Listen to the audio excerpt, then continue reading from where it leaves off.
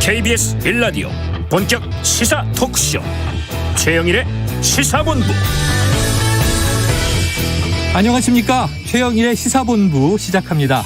코로나19 바이러스는 우리 눈에 안 보이지만 매일매일 그 숫자로 존재가 확인이 되고 있는데요. 연일 3,000명대 후반, 4,000명대 내외의 확진자가 나오고요. 수도권 병상 대기자가 1,300명을 넘어섰습니다. 자, 이 와중에 화물연대는 총파업에 들어갔습니다. 내년에 일몰제로 사라지게 된 안전운임제를 유지해달라, 이런 요구라고 하는데요. 자, 여당인 민주당 선대위가 새로 구성되면서 많은 의원들이 보직을 사퇴하고 현장으로 가겠다, 이렇게 나서고 있습니다. 정치인들이 이야기하는 현장, 어디일까요? 자, 오늘도 우리는 민생과 사건의 현장 뉴스를 다루는데요. 문제를 해결하겠다는 정치인은 잘 안 보입니다. 자, 야당 국민의힘에서는 누구를 모시네, 안 모시네, 지금 몇 주째 시간을 흘려보내고 있습니다. 민생, 공정, 미래 가치, 이거 좀 지금 실현하면 안 되는 건지 내년에 꼭 실현해야 되는 건지 궁금합니다. 여야 대선 주자들 지금 좀 실력 발휘해 주시면 안 될까요? 우리 국민들은 내년부터 힘들 예정인 것이 아니라 지금 당장 힘듭니다. 저희가 현장의 목소리를 전하겠습니다. 최영일의 시사본부 출발합니다.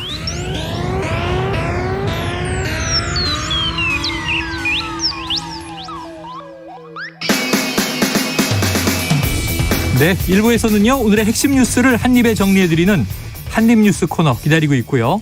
코로나19 위중증 환자가 617명으로 최다치를 기록한 급박한 상황에서 방역 강화 종합대책은 다음 주에 발표된다고 합니다.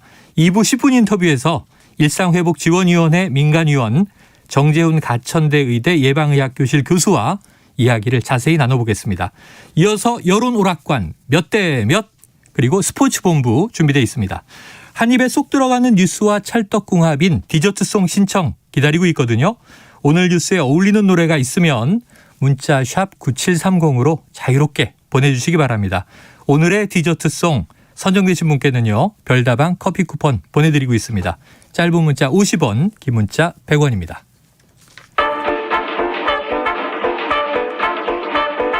최영일의 시사본부 한입뉴스. 네, 금요일의 한입뉴스 박정호 오마이뉴스 기자, 김준일 뉴스톱 대표. 누가 입이 더 큰가 한번 겨뤄보도록 하죠. 자, 첫 번째 야당 국민의힘으로 가보겠습니다. 자, 이 김종인 합류가 불발된 것이냐 아니냐, 냉각기냐, 결정이 언제 날지 궁금한데, 이 와중에 지금 또 이 문제에 계속 이름이 올랐던 김병준 상임 공동선대위원장이죠? 네. 네, 그 말이 나왔는데 이 이야기가 또 화제가 되고 있어서 한번 직접 들어보고 이야기 나눠볼까요? 윤석열 후보를 만나면서 이미 보도가 됐습니다만 적지 않은 대화를 했습니다. 그 이야기를 나누는 도중에 많은 부분이 저하고 생각이 일치한다. 이분 모시고 새로운 국가를 한번 만들어 볼 수 있겠구나, 이런 생각을 했고, 같이 무엇을 하든 도와야 되겠다라는 생각을 했습니다. 그래서 상임위원장직을 수락을 했고 또 열심히 할 생각입니다. 총괄위원장을 맡고 안 맡고 하시는 문제는 제가 이야기 드릴 사안은 아닌 것 같습니다. 또 저 나름대로 이미 보도가 됐습니다만 후보와 함께 찾아가서 상의도 드리고 다 했는데 다 잘 되는 줄 알았는데 그 결과가 이 다른 방향으로 가고 해서 조금 당혹스럽긴 합니다만, 나 더 이상 제가 이야기를 더 드릴 일은 아니라고 봅니다. 그렇게 이해해 주십시오. 네, 김종인 전 위원장 거취 문제는 본인이 언급할 문제는 아니다. 다만 자신은 윤석열 후보와 이야기를 나누면서 의기투합했다. 도우려고 온 거다. 열심히 일하겠다. 이거는 자신은 움직이지 않는다는 걸로 들리거든요. 박 기자님, 좀 이 정황이 오늘 어떻게 되고 있는 거예요? 국민의힘 상황. 사실 김병준 이 상임선대위원장의 거취가 가장 이제 관심을 끌었던 부분이거든요. 네네. 그러니까 지금까지 상황을 보면 이준석 당대표는 김병준 위원장의 특임을 맡기는, 그러니까 이 선대위 조직이 아니라 밖에. 그렇습니다. 새시대 준비위원장처럼, 네, 김한길 전 대표처럼 위원장처럼. 그런 조직을 맡겨서 네, 함께 3명의 3기미, 3기미 가야 된다, 이런 얘기를 했었는데 오늘 어떻게 보면 김병준 위원장은 나 상임선대위원장 맡아서 열심히 할 거야 하고 못을, 그러니까 네, 말뚝을 박아버린 거예요. 말뚝을 안 움직일 박았다? 거다. 네. 이렇게 선언해버렸어요. 나는 안 움직인다. 그렇습니다.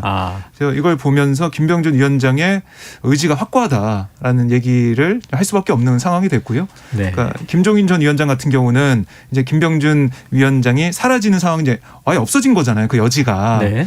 이 김종인 위원장 입장에서는 좀 더 글쎄요, 또 고민하는 시간이 길어지지 않을까 생각이 듭니다. 고민하는 시간이 지금 길다 못해 3주 동안 매일 언론에 김종인, 네. 윤석열 온다 안 온다 얘기가 오갔고요.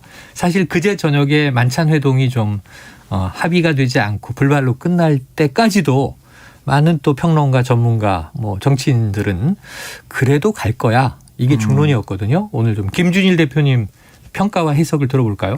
일단 김병준 그 상임위원장은 그런 것 같아요. 학력고사 얘기해서 죄송합니다. 너무 옛날 얘기라서 또 아재 얘기하시네요. 그게 아니라 수석한 사람한테 옛날에는 인터뷰 꼭 했잖아요. 그랬죠. 우리 때 그랬습니다. 물어보면 이렇게 대답합니다. 교과서를 위주로 열심히 공부했고 뭐 이런 식이 꼭 나오거든요. 요즘에는 교육방송을 봤어요. 예. 주로 이렇게 얘기를 하죠. 그러니까 이게 뭐 상임선대위원장 열심히 해야겠다. 이건 뭐 당연한 얘기예요. 당연한 김병준 얘기를 김종인 얘기를 거치를 나한테 묻는 거는 뭐 그것도 당연한 얘기예요. 어떻게 보면은. 그러니까 당연한 얘기인데 우리가 이런 거에 사실 보는 거는 인사권자라고 하는 사람의 의중을 봐야 되는 거죠. 예를 들면은 뭐 어느 대통령이든 대통령이 장관을 임명을 했어요. 네. 임명을 했는데 그 장관이 갑자기 자진 사퇴를 합니다. 그럼 진짜 자진 사퇴일까요? 자진 사퇴 맞느냐? 자진 사퇴가 아니라 10번 중에 한 8, 9번은 여론이 안 좋으니 그렇다고 대통령이 임명 철회를 하면은 인사권자에게 부담이 되니 그렇죠. 자진 사퇴하죠라고 이제 전달이 된 거예요. 근데 윤석열 후보가 이미 고하겠다라고 이미 얘기를 했잖아요. 그러니까 이거는 힘을 실어준 거잖아요. 그러니까 이거는 굉장히 자연스러운 수순이다. 여기 나와가지고 얘기를 한 거는 이렇게 얘기를 한 거는 그거예요. 그러니까 그렇게 그거하고 김종인 전 비대위원장 연결을 하면은 못 들어오죠. 김종인 비대위원장 들어올 이유가 없죠. 들어올 이유가 없다. 지금 이게 완전히 새롭게 판이 짜여지지 않는 이상 안 들어올 겁니다. 지금까지 했던 말들도 있었고. 그래요. 그래서 만찬장에서 나오면서 출발하기 전에 정비를 하고 가야 잡음이 없을 것이다. 이런 얘기를 김종인 전 위원장이 했는데 지금 이게 정비라는 거는 이제 본인이 인선을 다 짜겠다는 의도인 것 같아요. 지금 인선은 아마 이 말을 변동하기는 쉽지가 않다. 그러면 이제 그냥 김종인 위원장은 못 들어옵니까? 당장 지금 들어오긴 쉽지 않을 것 같아요. 본부장급 인선도 끝났기 때문에 결국에는 이 경기가 시작된 상황이고 선발 투수가 이제 나와서 김병준 위원장이 된 셈인데 던지고 있어요. 그러다가 뭔가 지지율이나 그러니까 경기가 제대로 잘 풀리지 않거나 점수가 지고 있다. 선발 투수 힘이 떨어져 간다. 그럴 때 구원 투수로 등장하지 않을까. 결국에는 몸을 풀고 있다가 등장하지 않을까 그런 생각이 좀 들고요. 그래서 오늘 보면 이렇게 김병준 위원장이 열심히 상임선대위원장직 하겠다라고 얘기한 다음에 기자들이 김종인 전 위원장한테 물어봤어요. 이 상황에 대해서. 그래요? 그래서 이 당 선대위 총괄선대위원장직을 아예 고려하지 않느냐, 고려 안 하느냐 이런 질문에 김종인 전 위원장이 고개를 끄덕였어요. 말을 안 하고. 그렇습니다. 그러니까 기자들이 지금 끄덕인 거 맞으세요? 다시 한번 확인한 거예요. 그랬더니 다시 한번 또 고개를 끄덕인 겁니다. 맞다. 그러니까 정말 안 가는 건가 해서 말씀으로 명확히 입장을 말해주세요라고 했더니 묵묵부답인 거예요. 그러니까 더 이제 확인을 해야 되잖아요. 근데 오늘은 말을 안 하고 있네요. 그렇습니다. 그래서 끄덕이신 의미가 뭐냐라고 다시 한번 물어본 거죠. 그랬더니 김종인 전 위원장이 아니 뭘 고개를 끄덕여 이렇게 확인했던 게 다 무의로 돌아갔네요. 증명스럽게 얘기를 하면서 그러니까 자신이 이 총괄선대위원장직을 아예 고려하지 않냐, 그러니까 안 갈 거냐 여기에 정확한 답을 안 한 셈이 된 거죠. 끄덕이는 듯 했는데 결국은 뭘 끄덕여? 그러면서 이제 확인이 불가해졌습니다. 어제는 굉장히 거친 얘기 나왔잖아요. 그렇죠. 주접 얘기까지 나왔어요. 주접을 떨고 이런 얘기가 나와서 깜짝 놀랐습니다. 이거를 우리가 좀 이게 언론이 보도가 쏟아지니까 이게 잘 구분이 안 돼서 섞여 있는데 정확하게 김종인이 본인 입으로 얘기한 것 그리고 옆에서 이를테면 해설서 쓴 것들 있잖아요. 전원된 것들이 전원된 있죠. 것들. 그게 주로 윤석열 캠프 관계자로 했거든요. 소위 말하는 윤석열 측근들이 좀 거칠게 얘기하면 언론 플레이를 굉장히 많이 했어요. 이 과정을 일련의 과정들을 보면은 그게 대표적인 게 그거예요. 밖에서 돕겠다고 했다. 이게 네네네. 윤석열 캠프 관계자에서 입에서 나왔거든요. 밖에서 돕는다라는 건 무슨 얘기입니까? 안 들어오겠다는 얘기잖아요. 그렇죠. 그러니까 근데 그냥 안 들어오는 게 아니라 그래도 밖에서는 돕겠다. 우호적이다라는 거 들어오지는 않고 이거를 윤석열 캠프 관계자 측근들의 속내가 사실은 들어가서 투영이 언론한테 해준 거예요. 그러니까 그 얘기를 듣고 나 밖에서 돕겠다는 얘기 도울 의사 없다라고 선을 본인이 정정을 해준 거예요. 이렇다면 이 김종인 후보가 아니 그 비대위원장이 한 얘기들이 그렇게 많지가 않습니다. 사실은 몇 개 직접 한 얘기가 몇 개가 없어요. 뭐냐면은 좀 약간 이 주초로 거슬러 올라가면은 그러니까 지난 주말쯤이죠. 상임 선대본부장이 왜 필요한지 모르겠다. 그거 한마디 했고요. 네. 그리고 그 달개비에서 회동. 윤석열 뭐 회동하고 나온 다음에 초반에 정비를 잘해야지 중간에 가서 뭐 어그러지면 문제가 있다. 뭐 이런 거 하고 주접 떨어놨다.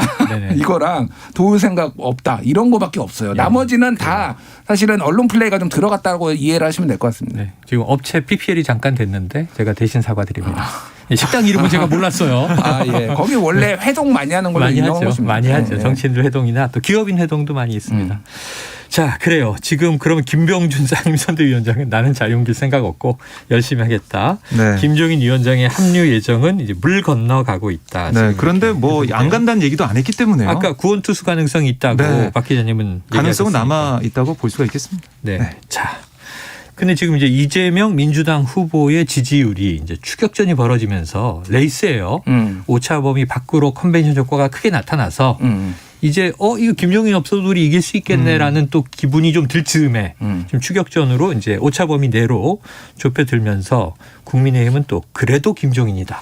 추대에 힘을 싣고 있다. 그러니까 민주당 밀고 있는 그룹도 있는 거네요. 그러니까 민주당도 통합선대위 해가지고 막 뭐 큰 메모드급 했는데 한 달 만에 지금 리베이딩 했잖아요. 네. 국민의힘도 제가 보기엔 그럴 가능성 매우 높다고 봅니다. 12월 6일 출범 예정인데 또 연말이 되면 한번 또 뒤집어 엎을 가능성이 없는 것은 아니다. 그리고 내부에서도 방금 말씀하셨지만은 지금 필요하다라는 것들이 주로 이를테면은 이준석 대표하고 가까운 예를 들면 새로 그 경선으로 뽑은 그 토론 배틀로 뽑은 배틀로 뽑은 대변인들이 주로 그런 얘기하고 있죠. 젊은 사람들 그리고 초선 의원들 중에서도 이렇게 좀 필요하다라는 거고 주로 지금 반대하는 사람들이 중진 의원들이에요. 중진은 김종인 반대 기류가 강하고. 왜냐하면은 김종인이 들어와서 본인들은 처생커가 명확하기 때문에 그러니까 이제 싫은 거지. 비대위를 한번 겪어봤죠. 사실은. 네.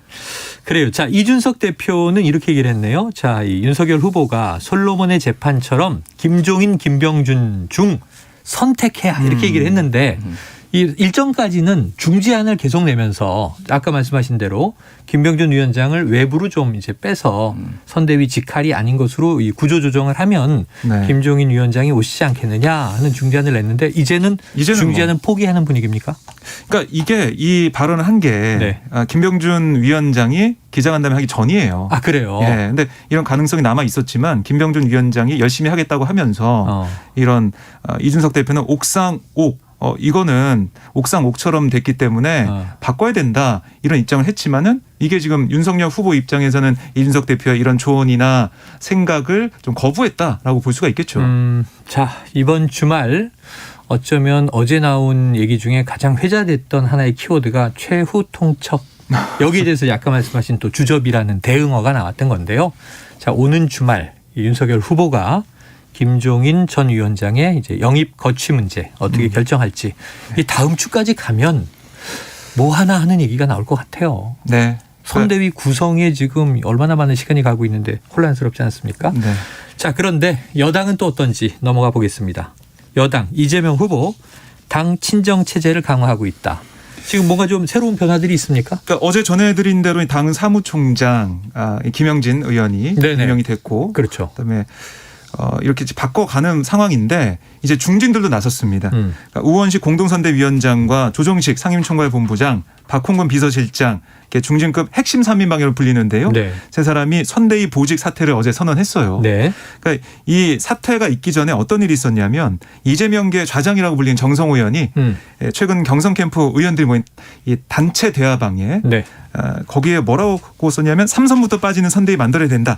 이렇게 얘기를 했어요. 3선 위로는 다 빠져라? 그렇습니다. 그러니까 그래서 재선 이하의 그런 의원들이 빨리빨리 움직이는 네네. 정말 현장성과 기동성을 살린 그런 선대위를 만들어야 된다 이런 얘기 했거든요. 그런 의견이 나온 다음에 이렇게 중진들이 빠지는 모습이 좀 보이고 있고 말 그대로 지금 로마 군단의 선대위였다면 몽골 기병처럼 빠르게 움직이는 네네. 그런 선대위를 만들자 이런 분위기가 만들어져 가고 있어요. 특히 이와는 별개로 이낙연 캠프에서 비서실장으로 또 있다가 이번 선대위 비서실장 합류했던 최인호 재선 의원도 이 비서실장직을 그만두겠다는 입장을 밝혔거든요.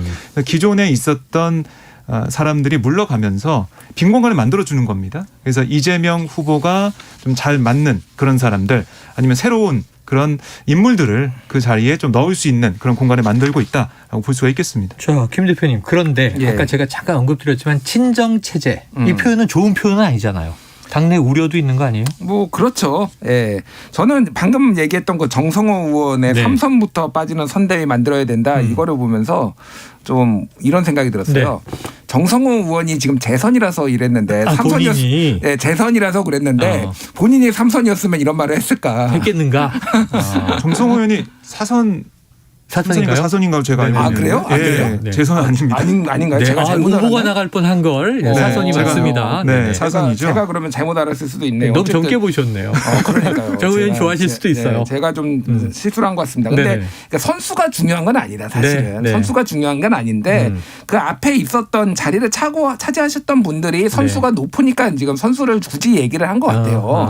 그러니까 이제 그런 부분들을 본다라고 하면은 이 전체적으로 젊게 보이는 선대위를 만들겠다라는 의지가 강한 거죠. 왜냐하면 저쪽 반대쪽에는 이를테면은 뭐 김병준, 뭐 김한길, 뭐 김종인까지 해가지고 좀 원로들이죠. 원로들. 게다가 이제 육 본부장이 이준석 대표 빼놓고는 다 중부 이를테면은 뭐 권선동 뭐 이를테면은 그런 분들이잖아요. 김성태. 그렇죠. 그러니까 이제 그런 거하고 대비시키겠다라는 건데 이거는 지금은 물밑에서는 불만들이 있어도 얘기를 할 수가 없어요. 왜냐하면 어쨌든 이렇게 하면서 공교롭게 지지율이 오르고 있잖아요. 그렇죠. 쇄신을 하겠다고 하면서. 근데 이게 이래도 또 안 나온다라고 했을 때는 이제 불만들이 또 나올 수가 있는 거죠. 내부에서 그러니까. 또 여러 목소리들이. 그러니까 지지율이 다 만사 해결입니다. 잘 나오면 그게 뭐 투톱이든 원톱이든 뭐 누구 중심이든 그런 거 아무 의미 없고요. 그래. 안 될 때 이제 막 불만들이 나오는 거예요. 원래 잘 되는 집안은 싸움이 없어요. 먹을 게 많고 안 될 때는 이제 니타 내탓이 시작되면서 분위기가 우울해지는데 자 그렇다고 지금 이재명 후보가 안심할 때는 아니죠. 지금 지지율이 뭐 안전한 우위도 아니고 따라가는 중이니까 자, 오르고 있다는 것은 이제 고무적인 것 같습니다. 자, 이 궁금했던 인물의 이름이 홍준표 의원 말이에요. 홍준표 의원을 TK 총괄본부장에 앉혀야 한다? 이런 얘기가 있습니까? 그게 아니고요. 이게 홍준표 후보 의원 TK 총괄본부장을 맡았던 그 경선 과정에서 같이 홍준표 의원의 그렇습니다. TK 지역 총괄 본부장을 맡았던 인물이 이재명 후보를 지지했는데요. 바로 박창달 전 의원입니다. 그러면 국민의힘 의원인 거죠? 지금 전 의원. 그러니까 전 이제 한나라당 소속일 때 선전을 했었는데요. 오래됐네요. 오래됐고 지난 19일 국민의힘을 탈당을 했어요. 왜 탈당했나 봤더니 윤석열 후보에 대한 실망감 또 정체성을 잃어가고 있는 보수 여당의 한계를 이유로 보수 정당의 한계를 이유로 지난 19일 탈당을 했습니다. 그러면서 어제 오후에 이재명 후보를 만나서 이재명 후보의 말로 진영 논리를 떠나 실용의 가치 실전을 통해 또 국가 발전을 이끌 수 있는 지도자다. 이렇게 합류하겠다는 의지를 밝혔습니다. 그래서 이 이재명 후보 측에서는 대구 경북 미래발전위원장 겸 대구 경북 총괄선대위원장으로 박창달 전 의원을 임명하겠다. 이렇게 얘기를 했습니다. 그래요. 뭐 사실은 뭐 이게 참 흔한 일은 아니죠. 흔한 일은 아니죠. 홍준표 의원을 지지했던. 자, 어찌 보면은 TK 지역의 전 의원, 그것도 이제 보수당 의원이 탈당을 했는데 그 이유는 윤석열 후보에 대한 실망감 때문이고 오히려 이제 지금 다른 쪽 반대쪽에 민주당 이재명 후보에 대한 지지를 표명했다. 홍준표 의원이 이거 청문홍답 그 플랫폼 청년의 꿈에서 또 묘한 얘기를 남겼네요. 관련해서. 그 홍 의원이 이 관련된 질문이 올라오니까 정당의 구분이 없어졌다. 하기야 골수 민주당 출신인 분도 우리 당으로 넘어왔으니 비난할 수가 없다 이런 얘기를 했는데 네. 뭐 이거는 뭐 아시겠죠 누구를 네, 마지막에 의미하는지. 그래도 내 참 이렇게 한 걸 보면 가는 게 잘못됐다는 이제 심경인 것 같긴 하지만 저쪽에서도 우리 진영으로 오니 우리 진영에서 저쪽 진영으로 간들 뭘 할 수 있겠는가 이런 또 묘한 반응이에요. 자 이번 주말이 왔는데 그러면 이제 이재명 후보 메타버스 어디로 갑니까? 이번 주는 지금 광주 전남 지역을 돌기 시작했습니다. 전략 지역이죠 민주당에게는. 맞습니다. 네, 오늘부터 월요일까지 이번에 나흘간 민주당 심장부라고 불리는 호남 곳곳을 돌면서 뭐 표심 잡기에 나섰는데요. 네. 선대위의 전면적 쇄신을 선언한 만큼 안방이라고 불리는 호남에서 이재명의 민주당 이걸 좀 공식화하고 흩어진 지지층을 결속하겠다 이런 의지로 풀이가 되고요. 이 당에서 얘기한 걸 보니까 나흘간 호남에서 총 이동하는 거리가 1,300km다 얘기를 하고 있고 광주와 전남에 있는 모든 지역구를 다 들르는 그런 동선을 짰습니다. 네, 좀 그래서 꼼꼼하네요. 네, 오늘 오전에는 목포 전통시장에 방문했어요. 거기서 시민들을 만났고 이어서 전남 신안, 해남, 장흥, 강진, 여수, 훅고 일요일에는 호남의 심장부 광주를 향하는데 광주에서 첫 지역 선대위 출범식을 할 예정입니다. 네. 그리고 어제 같은 경우는 어젯밤에 5.18 당시 헬기 사격 증인인 고 이광영 씨를 조문하기 위해서 급히 광주로 내려가면서 사실상 4박 5일 일정이 됐습니다. 그래요. 이게 뭐 정치 일정, 대선 후보 일정이라 숨 가쁘겠고 야 짧은 주말 동안 1,300km를 돈다. 이 메타버스 짧게 하나 말씀드리면 네, JTBC가 굉장히 재밌는 여론조사 분석을 했어요. 그래요? 이재명 후보가 요즘 상승세잖아요. 그렇죠. 그런데 이 메타버스를 다녀온 지역에 바로 직후에 있었던 거에 그 지역의 이재명 지지율이 많이 올랐다. 아 그래요. 효과가 있다는 거죠. 예, 부울경을 다녀온 다음에 그런 다음에 그 부울경 지역에 윤석열 지지율이 빠지고 이재명께 올랐다라는 게 나왔고 충청도 다녀온 다음에도 똑같은 현상이 벌어졌다. 그러니까 이게 그러니까 우연일 수도 있고 여러 가지 더 지나보면 알겠지만 만약에 호남에서도 사실은 근데 호남은 워낙 지지율이 높고 저쪽에 떨어질 게 별로 없어요. 없긴 한데 그래도 조금이라도 오른다고 하면은 분명히 효과가 있다 이렇게 이제 볼 수가 있는 거죠. 이 메타버스가 효과가 어쨌든 현장을 찾아가서 유권자들을 만나서 손잡고 이야기 들어주고 또 눈물도 흘리고 이거는 또 이게 우리가 인간인 이상 어쩔 수 없는. 어제 이제 우리 장성철 소장은 너무 감성 정치다. 왜 자꾸 우느냐. 그것도 부부가 우느냐. 뭐 야단을 쳤는데 효과가 있다면. 저희도 하는데요, 뭐. 아니 보수당에서 예전에 그런 얘기를 했어요. 무조건 울어야 한다고. 심재철 의원이 그랬던 것 같은데. 자, 그래요. 어떻게 될지 호남권의 또 메타버스 투보죠. 자, 시간이 지금 12시 43분을 향해서 가고 있습니다. 지금 점심시간 교통 상황을 좀 알아보고 가겠습니다. 교통정보센터의 임초희 리포터 나와주세요. 네, 이 시각 교통정보입니다. 수도권 제일순환고속도로 판교에서 구리 방향은 서안암 부근에서 제속도 못 내는데요. 1차로에서 사고가 났습니다. 반대 구리에서 판교 쪽은 구리 남양주 요금소부터 상일 부근까지 4km 구간 정체되고 있습니다. 영동고속도로 강릉 방면은 서창에서 월곶 부근 둔대분기점부터 부곡까지 밀리고요. 다시 마성터널 부근부터 양지터널 쪽으로 8km 구간 답답합니다. 서울 시내는 분당 수서로 청담대교 쪽 목정부터 청담대교 남단 까지 교통량이 많습니다. 내부순환도로 성산 쪽으로는 홍지문 터널에서 작업 중이라 오전부터 종암분기점부터 내내 속도 내기 어렵고요. 반대 성수분기점 쪽으로는 연희램프부터 홍지문 터널까지 교통량이 많습니다. 서부간선 지하도로 일찍 쪽으로는 성산대교 남단 지나서 2차로를 막고 시설물 보수 작업 시작했는데요. 성산대교 북단부터 작업 여파 받고 있습니다. KBS 교통정보센터에서 임초희였습니다.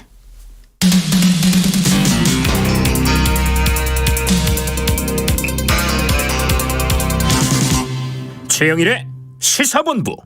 네, 국회로 가보죠. 국회에서는 지금 이제 뭐 연말 입법 또 예산국회 진행되고 있는 상황인데 예산국회는 이제 다음 주면은 이게 내년도 정부 예산 법정 시한이 돌아옵니다. 제대로 시한 맞춰서 통과할지 지켜봐야 될 것 같은데요. 근데 지금 느닷없이 이제 BTS의 병역 문제가 화제입니다. 박 기자님 어떤 내용이에요?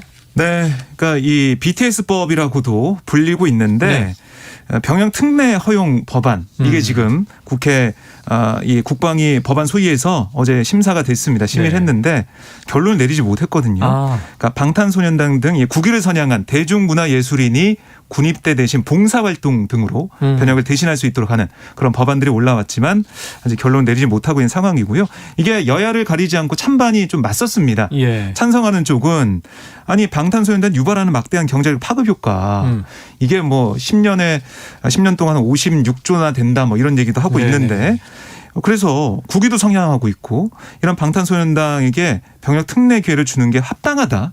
뭐 제2의 방탄소년단 나올 수도 있고요. 이런 것들 만들어야 된다라고 얘기를 했고 아니다. 이거는 공정과 관련된 문제 아니냐. 이 병역에 민감한 국민 여론을 고려해서 깊이 있는 논의가 더 필요하다. 이런 의견이 나왔어요. 이게 좀 맞서면서 결론 내리지 못했고 국방부 입장에서는 이 개정안 논의와 관련해서 신중하게 검토할 필요가 있다. 이런 입장을 좀 보이고 있습니다. 국방부 입장에서 좀 당연하다는 생각도 드는데 이 공평한 병역 이행 차원에서 사회적 합의 역시 필요하기 때문에 예술요원, 체육요원 편입 대상 확대는 선택하기 어렵고 신중할 필요가 있다. 이런 얘기를 또 하고 있습니다. 그래, 기존에 이 병역 특례 법률이 없었던 게 아니고 있었는데 그렇습니다. 병역 특례를 조금 오해하면 병역 면제 아니냐. 면제는 없습니다. 네. 면제는 없고 오히려 더 장기간 복무를 하는 대신에 봉사를 하는 거죠. 그런데 이제 기존에는 우리가 알다시피 스포츠 스타가 아시안 게임은 금, 올림픽은 금은동 요거 해당됐었는데 그거 안 된다 하는 이제 비판도 일었었고 그다음에 클래식 쪽에 세계 대회 콩쿠르 수상자들은 해당이 되는데 탑 부분은 또 없어서 자, 김 대표님 어떻게 생각하십니까? BTS 병역 특례 줘야 합니까? 솔직히 잘 모르겠고요. 아니 팬클럽 이름이 아미인데 아미 군대잖아요. 아미에서는 정치권에서 이런 거 논의 좀 하지 마라. 군대 가겠다는데 본인들은 간다 그랬어요. 간다고 그랬는데 왜 정치권에서 이거 가지고 표 얻으려고 하냐라는 왜 BTS를 이용하느냐 그런 여론이 많은데 어제 안철수 국민의당 대표가 후보가 이거에 대해서 손흥민은 되는데 BTS는 왜 안 되냐? 정치권이 답을 해야 된다 이렇게 얘기를 했어요. 네네. 그래서 순수 예술은 고급스럽고 대중 예술은 그렇지 않다라는 인식은 구시대 유물이다라고 하면서 병역 면제 해줘야 된다. 그러니까 면제가 아니라 병역 특례. 특례 줘야 한다. 특례 줘야 된다. 이렇게 이제 얘기를 했는데 이거는 사실 2030 젊은 세대 남성들은 사실 굉장히 군대 다녀온 지 얼마 안 되신 분들은 피해 그러니까 뭐라고 거부감이 심해요. 그러니까. 특례에 대한 거부감이 있다. 그러니까 뭐 여기 최영일 진행자처럼 한 30년 군대 간 지 30년 넘으신 분들은 별 상관없잖아요, 솔직히. 저는 90년 2월에 이미 제대했습니다. 근데 아직 예비군 받고 계신 분들 이런 분들은 다 같이 받아야지, 다 같이 군대 가야지 무슨 얘기야 이렇게 해서 이게 사실 좀 표상으로도 민감합니다. 예민합니다. 표상으로도 세대별로 또 의견이 갈린다. 남녀도 또 의견이 다를 수 있고요. 저는 이걸 해주려면 그러니까 이게 대중문화예술 이런 포함하냐 안 하냐 이걸 떠나가지고 해주려면 다 이제 포함시켜야 되고 아니면 뭐 이런 걸 없애야겠죠. 사실 이 법안을. 그러니까 정말 법안을. 이 누구를 타겟으로 한 게 아니라 기준이 명확히 하죠. 그렇죠. 기준에 들어오면 다 해당되고 기준 바뀌면은 다 안 되고 해야 되는데 꼭 그 기준을 가지고 BTS 해줘야 되나, 뭐 손흥민 해줘야 되나 이게 그때 왔다 갔다 하니까 또 우리 저 한일 월드컵 4강 했을 때 그때 여론이 군대 보내지 말자였잖아요. 그게 해줬잖아요. 그 다음에 또 바뀌고 이기면 되고 지면 안 되고. 그러니까 이게 약간 문제인 게 이를테면은 체육은 뭐 금 세계 대회 금 아시아 대회 동 뭐 이게 아니 그러니까 기준이 깔끔하죠. 깔끔한데 있으니까. 이거는 뭐 어떻게 그래미 뭐 상은 한 뭐 빌보드 1위를 해야 되는 건지 기준이 없으니까 그런 거죠. 그래요. BTS 10년간 뭐 이제 매출 효과가 56조다. 이거 손흥민 때도 상당히 문제가 있었는데 그 돈을 국가가 가져가는 게 아니지 않느냐. 개인이 돈 벌고 세금으로 내는 거 아니냐. 그럼 결국 그 군제 면제된 기간 동안 개인이 축적하는 사재들은 어떻게 봐야 하느냐 이런 논란도 있었어요. 자, 한번 앞으로 뭐 국회에서 좀 좋은 결론을 민의를 수렴해서 내기를 기대하는데 순수예술과 대중예술은 이제 좀 구분 안 했으면 좋겠다는 생각이 듭니다. 자, 짧게 다음 소식 보죠. 이 손혜원 전 의원 목포 투기 의혹 2심에서 무죄. 가물가물한데 박 기자님 1심에서는 유죄였죠? 그렇습니다. 1심을 보니까 어떤 거였냐면 비밀성이 있는 목포시 도시재생사업 자료를 받고 관련 부동산에 투기한 혐의로 재판에 넘겨진 거였어요. 1심에서는 징역 1년 6개월을 선고했습니다. 징역 1년 6개월 집행유예도 아니고. 그렇습니다. 그런데 2심에 상소심에서는 벌금 1,000만 원이 선고가 됐는데 왜 그랬냐? 그러니까 이게 비밀을 이용해서 투기한 게 아니다. 그러니까 비밀을 사용해서 부동산에 매입한 게 아니라고 2심에서 판단해버린 거예요. 네. 그래서 부패방지법 위반 혐의가 무죄가 됐습니다. 다만 이게 손 전 의원의 조카 명의를 이용한 부동산 실명 위반 혐의에 대해서는 1심과 유죄 판단이 같았는데 이제 벌금형이 된 거죠. 네. 그래서 지금 1심에서는 이 부패 혐의까지도 실형이 돼서 징역이 나왔는데 그렇습니다. 2심에서는 그게 무죄가 되면서 실명 위반만 남아서 벌금 1,000만 원. 자, 1, 2심의 격차가 상당히 큽니다. 김 대표님 어떻게 보셨어요?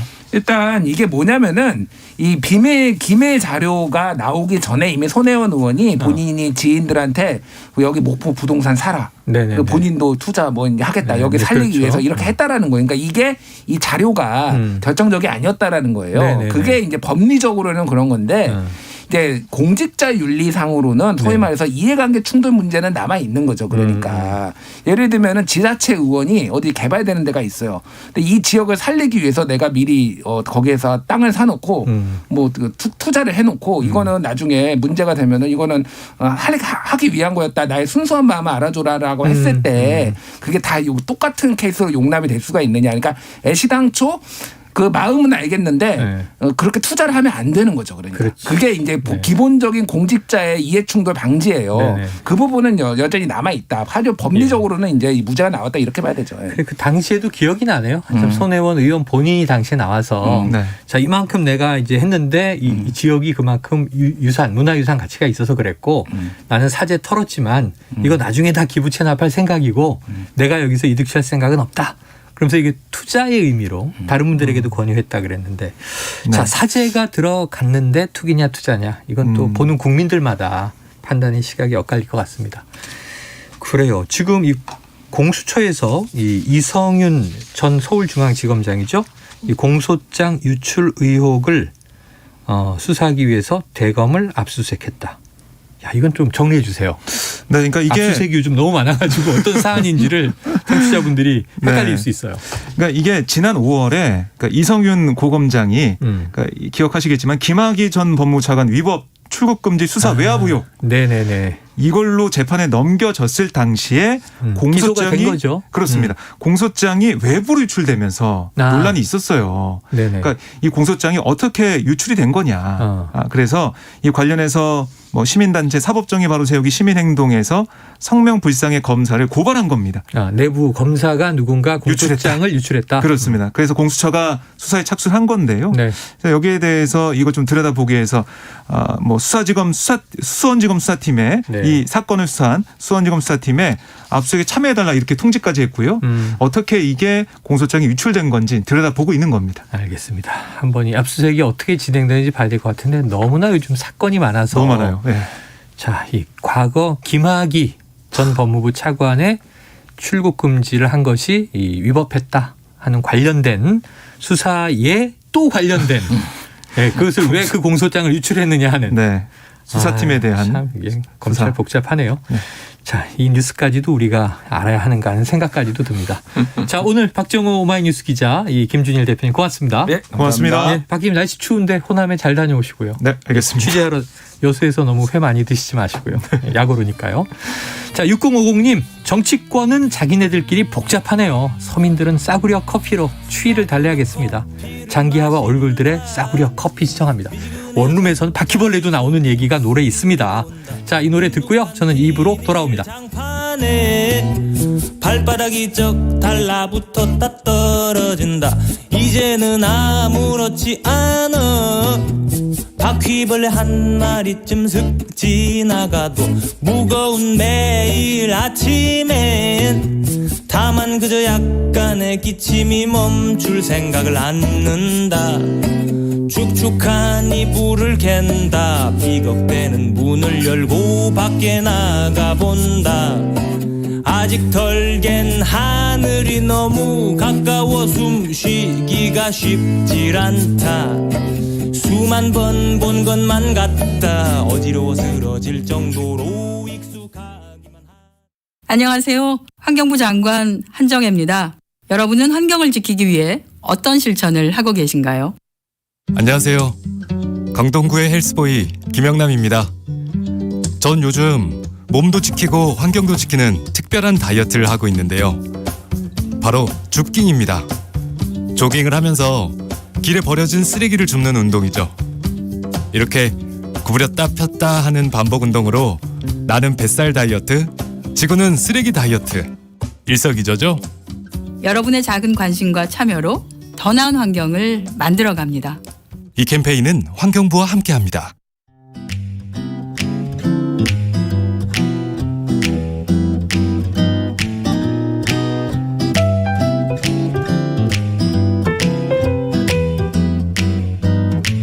안녕하세요. 바른말 고운말입니다. KBS 1텔레비전에서 방송되고 있는 우리말 겨루기에 나왔던 문제를 짚어보겠습니다. 오늘은 뜻풀이를 듣고 거기에 해당하는 표현을 맞히는 문제입니다. 한자어 명사로 오래전부터 친히 사귀어 잘 아는 사람을 뜻하는 사음절로 된 표현 무엇일까요? 출연자의 답에는 관포지교, 백년지기, 십년지기가 있었는데요. 이 중에서 정답은 십년지기입니다. 십년지기에서 지기란 말은 알지자에 몸기자를 써서 자기의 속마음을 참되게 알아주는 친구라는 뜻이고요. 지기지우라는 한자어 표현과도 같은 것입니다. 마음 심자에 벗우자를 쓰는 심우와도 비슷한데요. 이것은 서로 마음을 잘 아는 벗이라는 뜻입니다. 출연자의 답에 나왔던 관포지교는 중국의 관중과 포수가의 사귐이란 뜻으로 우정이 아주 돈독한 친구 관계를 이루고요. 백년지기는 사전에 없는 표현입니다. 참고로 십년지기와 비슷한 표현으로 구면지기라는 말이 있는데 옛구자에 난면자를 써서 예전부터 잘 알아서 자기의 마음을 알아주는 친구라는 뜻입니다. 그리고 9년 친구는 오랫동안 사귀어온 친구를 뜻합니다. 바른말 고운말 아나운서 변희영이었습니다.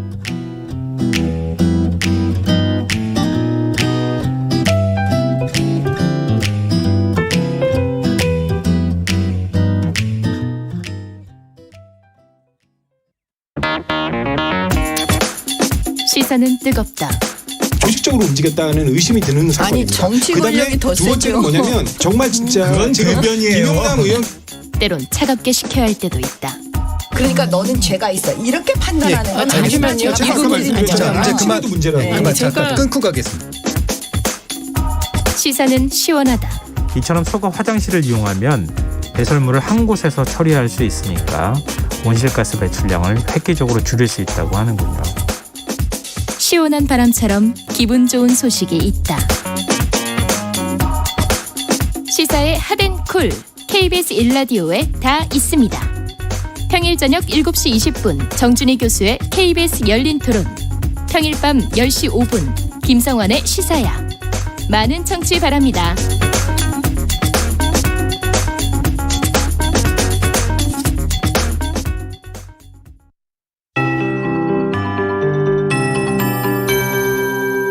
KBS 58분 날씨. 아침에는 영하권으로 추웠지만 기온이 점차 오르고 있습니다. 연일 공기질 상황도 좋고 화창한 늦가을 날씨인데요. 요즘 동해안이 매우 건조합니다. 현재 건조특보가 발효 중인 동해안 지역, 바람도 다소 강하게 불고 있습니다. 화재 예방에 신경 쓰셔야겠습니다. 낮과 밤 사이 10도에서 15도의 큰 간격의 기온차를 보이고 있습니다. 건강관리에 유의하셔야겠습니다. 오늘 전국이 대체로 맑겠고 오늘 낮부터 내일 새벽 사이에 구름이 많이 끼는 곳도 덜어 있겠습니다. 오늘 낮까지 경기 북부에는 빗방울이 조금 떨어질 수가 있겠습니다. 오늘 낮에 어제보다 2도에서 4도가량 기온이 낮아서 조금 쌀쌀한 감은 있겠지만 예년 기온 수준입니다. 서울은 8도 정도 되겠고요. 강릉 11도, 대전 10도, 전주 11도 등 전국적으로 5도에서 14도의 분포를 보이겠습니다. 모레 아침 기온 오늘과 비슷하거나 약간 오르겠는데요. 이렇게 모레까지 아침 기온은 어제하고 비교한다면 5도에서 10도 낮은 기온입니다. 경기 북부와 강원 산지, 경북 북부 등에는 영하 5도 이하인 곳이 많겠고 그 밖의 지역 0도 이하입니다. 예년보다는 낮아 추운 날씨 되겠습니다. 내일 낮 기온은 서울 10도까지 오르는 등 7에서 13도 분포고 내일 동해안의 너울성 파도가 유입되겠습니다. 지금 서울의 기온은 7.1도입니다. 강혜종입니다.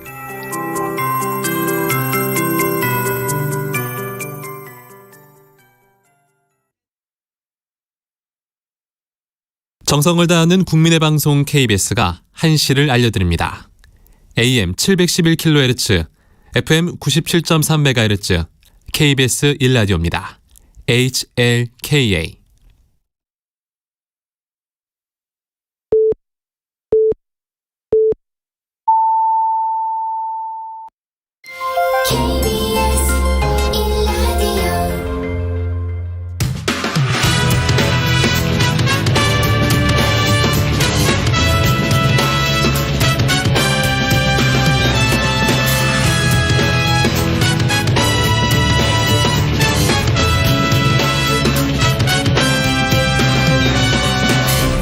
KBS 1라디오 최영일의 시사본부.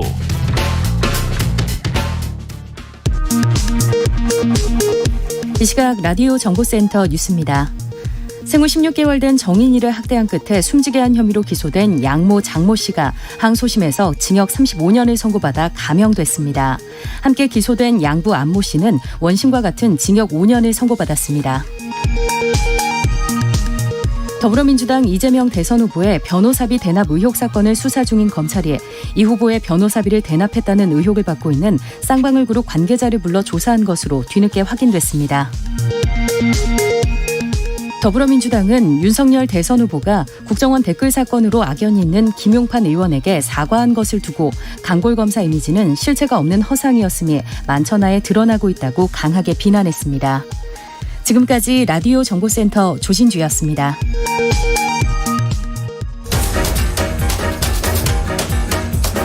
최영일의 시사본부 10분 인터뷰.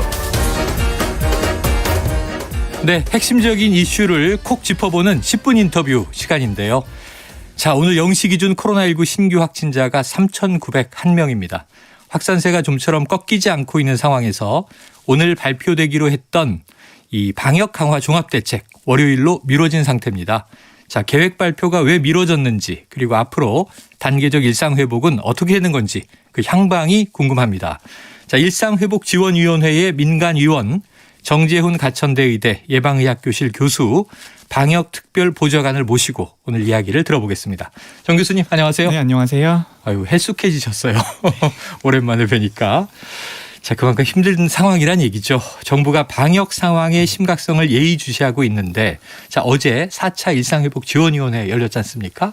어떤 이야기들이 오갔나요? 네, 단계적 일상회복이 시작이 된 지 4주가 지났는데요. 네. 4주 상황을 돌이켜보면 확진자는 증가하는 것이 예상이 되었기 때문에 네네. 지금의 증가세가 어떻게 보면 예상 범위라고 볼 수 있었는데요.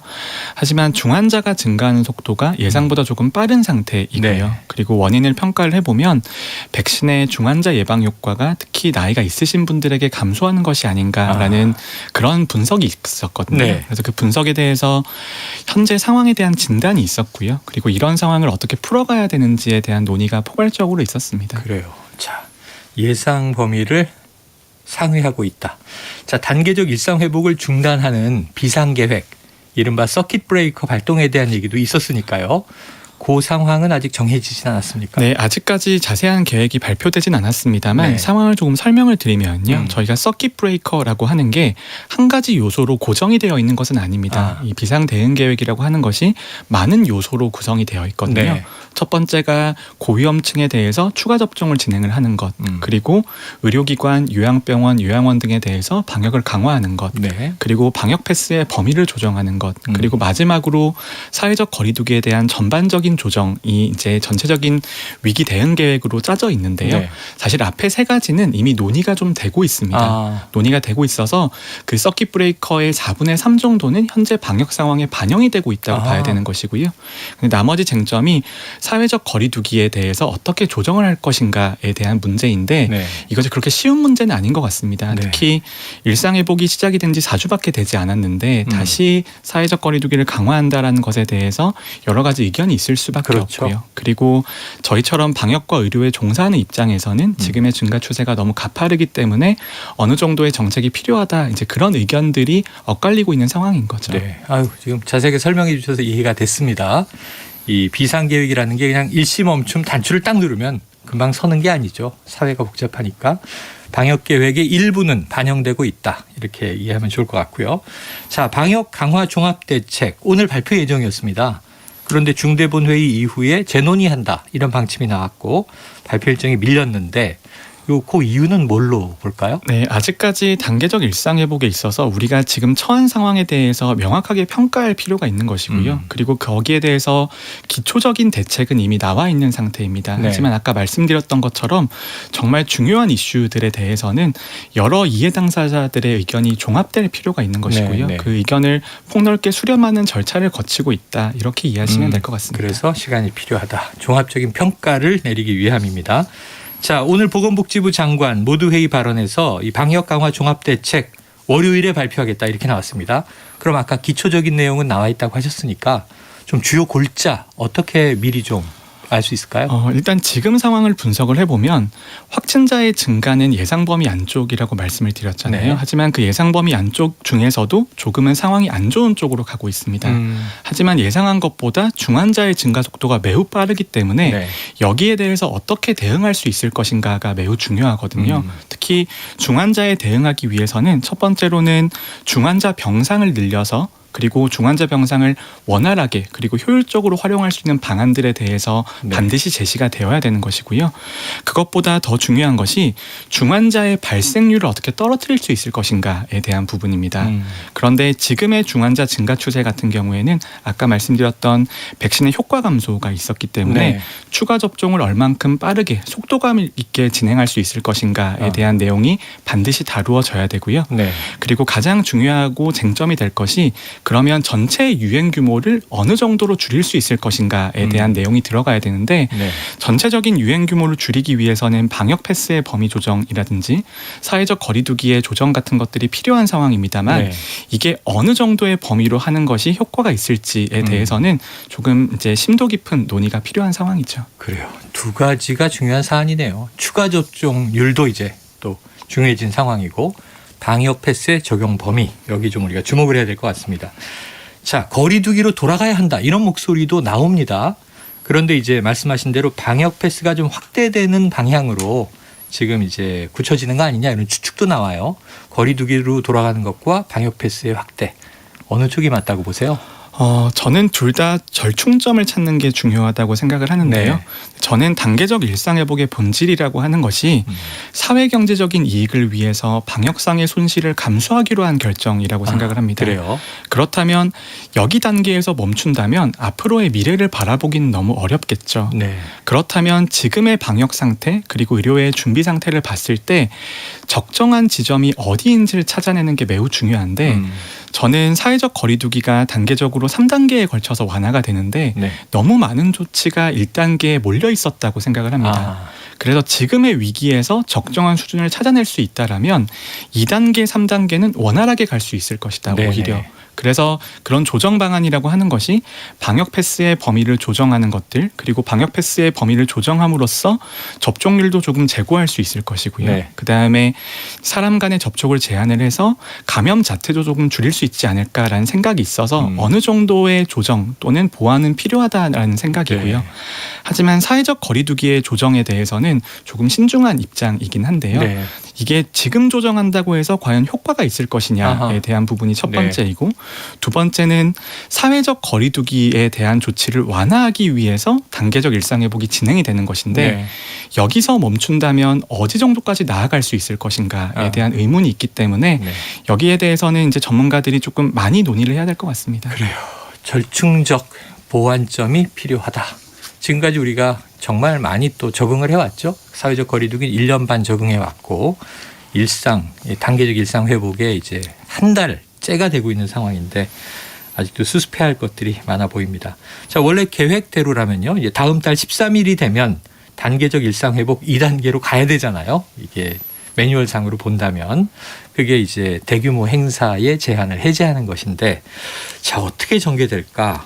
교수님은 좀 어떻게 보세요? 저는 이제 일정이 6주로 정해져 있지만 그 6주를 꼭 지켜야 된다라는 그런 필요성은 좀 떨어져 보이고요. 방역당국도 누누이 강조를 했었죠. 네, 그리고 지금 많은 조치가 1단계에 다 몰려 있습니다. 지금 남아 있는 것들이 사적 모임 인원 제한, 그다음에 대규모 행사에 대한 제한 그 두 가지인데요. 그 두 가지보다 1단계에서 취해졌던 조치들이 어떻게 보면 더 중요한 것들이라서 지금 상황을 안정시키는 것이 저는 훨씬 더 의미가 있는 일이라고 생각을 하고요. 그리고 지금 상황이 안정이 된다면 2단계, 3단계는 자동으로 따라올 수 있는 요소들이기 때문에 지금의 특히 중환자 증가 추세 그리고 의료 대응 역량을 확충할 수 있는 시간으로 삼는 것이 가장 적당해 보입니다. 네, 12월 중순이 아니라 조금 미뤄진다 하더라도 1단계가 안정화만 되면 2단계, 3단계는 따라오는 것이다. 1단계를 조금 잘 우리가 안정화시키기 위한 노력을 함께 해야 될 것 같은데요. 자, 아까 말씀하신 추가 접종, 이 추가 접종이 이제 진행되고 있는데 이걸 독려하기 위해서 또 이 방역 패스가 인센티브 효과가 있는 거지 않습니까? 유효 기간을 설정하는 방안, 일상 지원위에서 검토가 됐던데 방역 패스 관련해서는 좀 구체적으로는 어떤 논의들을 주목할까요? 방역 패스라고 하는 것도 보완이 필요한 것이고요. 우리가 한번 정해놓은 대로 그대로 가기는 좀 어려운 상황입니다. 특히 백신의 중환자 예방 효과나 사망 예방 효과가 시간이 지나면 감소한다라는 것이 너무나 명백해지고 있는 상황이라서 저는 어느 정도의 이제 유효 기간을 설정하는 것은 충분히 과학적으로 타당한 일이라고 생각을 합니다. 거기선 전향적으로 검토할 필요가 있을 것 같고요. 하지만 방역 패스의 적용 범위를 어디까지 할 것인가에 대한 문제는 지금 시행하고 있는 제도의 효과 평가 그리고 지금 유행이 주로 어디에서 일어나고 있는지에 대해서 근거가 축적이 되어야지 결정할 수 있는 것이라고 생각합니다. 지금 수집해서 분석할 내용들이 굉장히 많겠군요. 네, 그렇습니다. 우리가 3,900명대, 4,000명대, 100명, 200명대를 보고 있는데 자, 주로 어디서 많이 감염되는지에 대한 분석도 필요한 그런 상황입니다. 자, 이 위중증 환자가 문제입니다. 어제 이어 오늘도 지금 600명대 이게 최다치를 기록하고 있는데 지금 병상도 그렇고 의료진 상황도 그렇고 많이 심각하죠. 네, 특히 중환자를 치료할 수 있는 역량이 모자란다라는 것이 지금 상황에서는 가장 어려운 점이라고 볼 수 있고요. 여기에선 두 가지 요소가 있을 수 있습니다. 중환자 병상을 지속적으로 늘려갈 수 있는데요. 늘리는 것도 한계가 있을 수밖에 없습니다. 그렇겠죠. 첫 번째로는 병상을 늘린다고 하더라도 병상이 늘려서 여력이 있어서 단계적 일상회복을 더 진행한다라면 그 병상은 또 언젠가 찰 수밖에 없거든요. 그렇죠. 지속적으로 늘려갈 수밖에 없는 과정인데 그 과정에서 과연 의료 인력이 버틸 수 있겠느냐. 의료 인력들이 거의 2년 동안 고생해 오고 계셨거든요. 그렇습니다. 그 의료 인력에 대한 문제가 있기 때문에 분모를 늘리는 거에 있어서는 한계가 있을 수밖에 없고 그렇다면 분자를 어떻게 효율적으로 만들어낼 수 있는가가 매우 중요한 상황인데 추가 접종이 효과가 발생하기까지는 3주에서 4주 정도의 시간이 필요한 상황입니다. 그럼 그때까지는 최대한 병상을 있는 병상을 효율적으로 사용을 해야 되는데요. 예를 들어서 중환자 치료 시기가 지나서 어느 정도 회복되신 분들을 빠르게 일반 병실로 전원시킬 수 있는 방법이 있을 거고요. 그다음에 병상의 회전율을 높일 수 있는 여러 가지 수단들이 있습니다. 재원 적정성 평가라든지요. 그런 방식을 동원을 해서 3주에서 4주 정도의 시간을 버텨내는 수밖에 없습니다. 그러다 보니까 이제 자가 치료나 재택 치료의 필요성까지 나오고 있는 상황입니다. 자, 이 또한 이제 좀 정확한 과학적 데이터 분석에 근거해서 이루어져야 될 것 같고요. 또 병상의 물리적인 증가보다 의료진의 문제가 더 심각하다 이런 느낌이 또 오고 있네요. 자, 현재 의료 현장에서 대응할 수 있는 위중증 환자 수 몇 명 정도로 보면 정확할까요? 이런 것들이 시간에 따라서 바뀌고 있다는 것이 매우 어려운 점이고요. 고정되어 있는 게 아니군요. 처음에 단계적 일상회복이 진행되었을 때 5,000명에서 6,000명 정도까지는 현재의 여력으로 할 수 있겠다라는 판단이 있었습니다만 하지만 확진자에서 중환자가 나오는 비율 자체가 바뀌게 되면서 지금 상황이 조금 어려워진 면이 있거든요. 저는 지금은 중환자 대응 역량에 있어서는 거의 한계에 다다르고 있다는 생각이 들고요. 그리고 이게 중환자 전환율이 줄어들면서 조금 여유가 생기는 게 앞으로 3주에서 4주 정도의 시간이 걸릴 거다 이렇게 생각하고 있습니다. 3, 4주 약 한 달의 시간을 우리가 버텨야 되는 어찌 보면은 이제 지금 말씀은 위중증 환자 병상은 포화 상태다라고 봐야 한다라고 그렇습니다. 읽어주신 거죠. 자, 위중증 환자 대부분은 60대 이상의 고령층입니다. 그럼 이 고령층 확산세 문제 시급한데 아까 말씀하신 게 추가 접종을 좀 빠르게 이 방법 외에 또 있을까요? 가장 중요하고 본질적인 요소가 추가 접종이고요. 다른 대책들이 있을 수 있겠습니다만 추가 접종만큼의 효과가 나올 수가 없습니다. 그래서 특히 나이가 있으신 분들 그리고 집단 생활하시는 분들 같은 경우에는 추가 접종을 해주시는 것을 간곡히 부탁을 드리겠습니다. 네, 오늘 여기까지 정리해야 될 것 같습니다. 교수님 오늘 말씀 고맙습니다. 네, 감사합니다. 지금까지 정재훈 교수였습니다. 최영일의 시사본부는 여러분과 함께합니다. 짧은 문자 50원, 긴 문자 100원이 드는 샵 9730. 라디오 어플 콩과 유튜브는 무료로 참여하실 수 있습니다.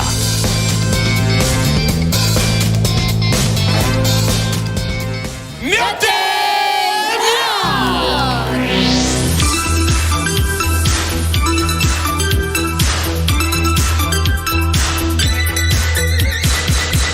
네, 민심은 데이터에 있다. 숫자로 보는 민심, 여론 오락관.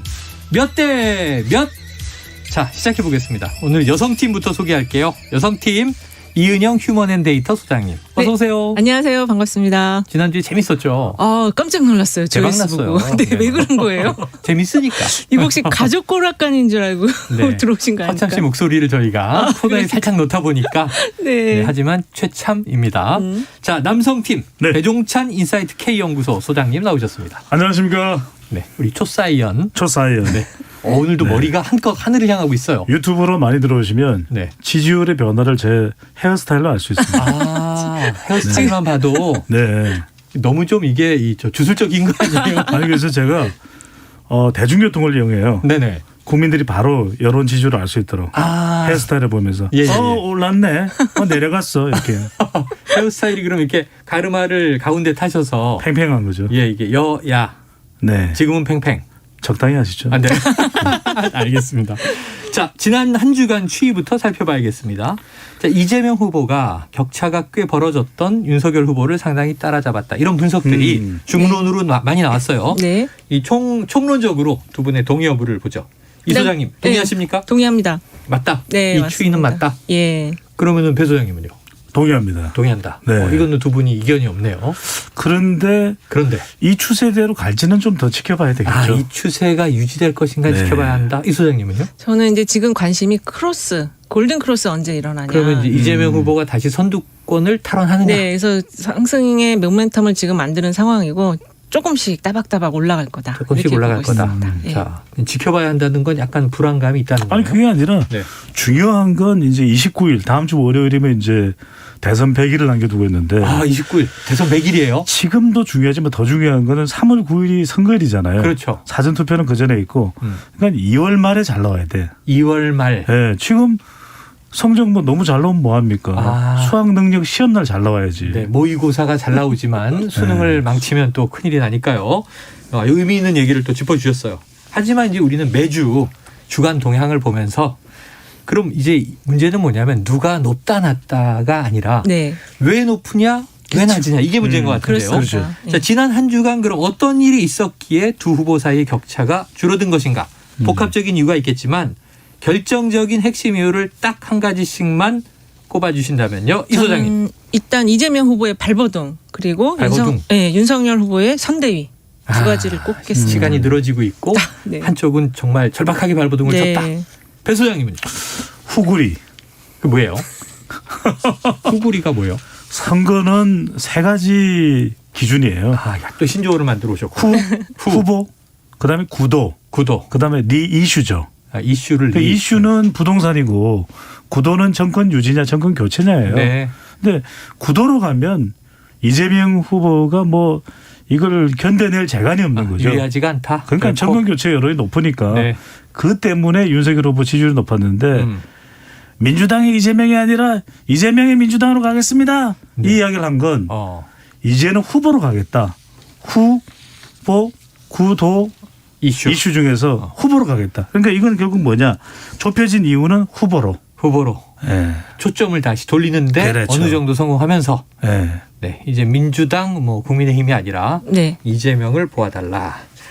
자, 좋아요. 본격적으로 한번 데이터를 들여다보도록 하겠습니다. 이번 주에도 여론조사 2개를 저희가 선별해서 살펴볼 텐데 이번 주 리얼미터 조사가 있어요. 이 소장님께서 이 대선 후보들 지지율 그리고 이제 관련된 이야기 좀 읽어주시죠. 네, 일단은 지난 11월 22, 23일 이틀간 조사했고요. 만 18세 이상 성인 남녀 1,011명 조사했습니다. 유무선 RDD ARS 조사고요. 그 YTN이 리얼미터에 의뢰한 조사인데요. 네. 이재명 후보가 37.0, 윤석열 후보가 44.1, 심상정 3.8, 안철수 4.0, 김동연 1.1 이렇게 나왔고요. 부동층이 7.1% 나왔습니다. 그래요. 야. 지금 격차가 있어 보이네요. 예, 다자 대결에서. 네, 격차가 좀 있고요. 지금 양자에서도 지금 두 후보 그 다자 대결에서는 윤 후보가 이 후보를 7% 포인트 가량 앞서고 있고요. 지금 그랬고. 네, 양자 대결에서도 9% 포인트 가량 앞서고 있어요. 48.9 대 39.5여서 2주 전보다는 좀 격차가 줄어들었지만 여전히 윤석열 후보가 우위에 있는 구도다 이렇게 말할 수 있겠습니다. 네, 그럼 윤 후보가 아직 우세를 점하고 있는데 다만 뭐 두 자릿수 이상 포인트로 격차가 나왔던 거에 비하면 한 자릿수로 줄어들고 있다. 예. 자, 7% 포인트 정도의 격차 다자 구도에서. 예. 자, 이 배 소장님 어떻게 생각하십니까? 그런데 중요한 것은 그 이전 조사와 비교를 할 때 격차가 좁혀졌다는 거예요. 그렇죠. 그게 중요합니다. 여론조사는 추세를 봐야 돼요. 그 지점을 보지 말고 추세를 보니까 불과 2주 전만 하더라도 9도로 흘러갔다는 거죠. 9도로 흘러가니까 정권 교체 여론을 등에 업고 어부바 지지율이죠. 윤석열 후보의 지지율이 높았는데 이게 후보 대 후보의 대결로 이 국면 전환이 이루어지면서 점점 그 격차가 좁혀진. 그러니까 오늘 소개해드린 이 조사 결과보다도 비슷한 시기에 더 좁혀진 결과가 많거든요. 그래요. 그건 뭐 따로 소개를 안 해드리는데 그건 뭐냐면 이제 대선 선거일이 100일쯤 되면 이건 정말 오징어 게임, 달고나 게임, 줄다리기, 무궁화꽃이 피었습니다. 다 들어가는 거예요. 그래요. 그러니까 이렇게 되면 점점 더 팽팽해지는 그런 상황이 연출되는 거죠. 팽팽해진다. 예, 저는 사실 그 전에 그 윤석열 후보 확정된 이후에 나온 조사들, 특히 ARS 조사들의 격차가 사실 너무 컸다고 보고 있거든요. 너무 컸다. 예, ARS 조사들이 대부분이었는데 15, 17 정도 나왔어요. 15, 격차가. 17, 예, 격차 그렇게 15, 17% 17% 포인트 정도 났는데 너무 컸었다. 그래서 그게 이제 좀 조정 국면이 일어나면서 예, 이 정도. 그래서 실제 지금 또 이게 이 조사하고 아까 나중에 이제 그 배 소장님 소개할 조사하고 또 격차가 좀 다르거든요. 달라요. 그래서 그 중간 정도 한 4, 5% 포인트 정도의 지금 차이가 있는 거 아닐까 이렇게 보고 있어요. 여러 조사가 있는데 그 중간점 정도를 잡으면 어느 정도 맞지 않을까 하는 또 이제 전문가적인 제안을 주셨습니다. 자, 여기서 또 그럼 이제 분석에 들어가 보죠. 이재명 후보와 윤석열 후보 지금 가장 이제 초미의 관심을 우리가 또 가지고 있는 2030 세대의 지지율 세대별로 좀 우리가 끊어봤을 때 어떤가요? 일단은 윤 후보가 지금 20대, 30대에서 다 앞서는 흐름인데요. 격차는 30대가 조금 더 좁혀져 있어요. 일단 이재명 후보 23.7, 윤석열 후보 42.0, 20대에서 30대에서는 이재명 후보 29.4, 윤석열 후보 35.1 이렇게 지금 나와서 근데 이제 이 조사는 이런데 또 다른 데 조사 보니까 30대는 이재명 후보가 또 앞서는 것도 있긴 하더라고요. 그래서 어쨌든 지금 이 조사에서는 20, 30대 다 윤석열 후보가 앞서고 있다.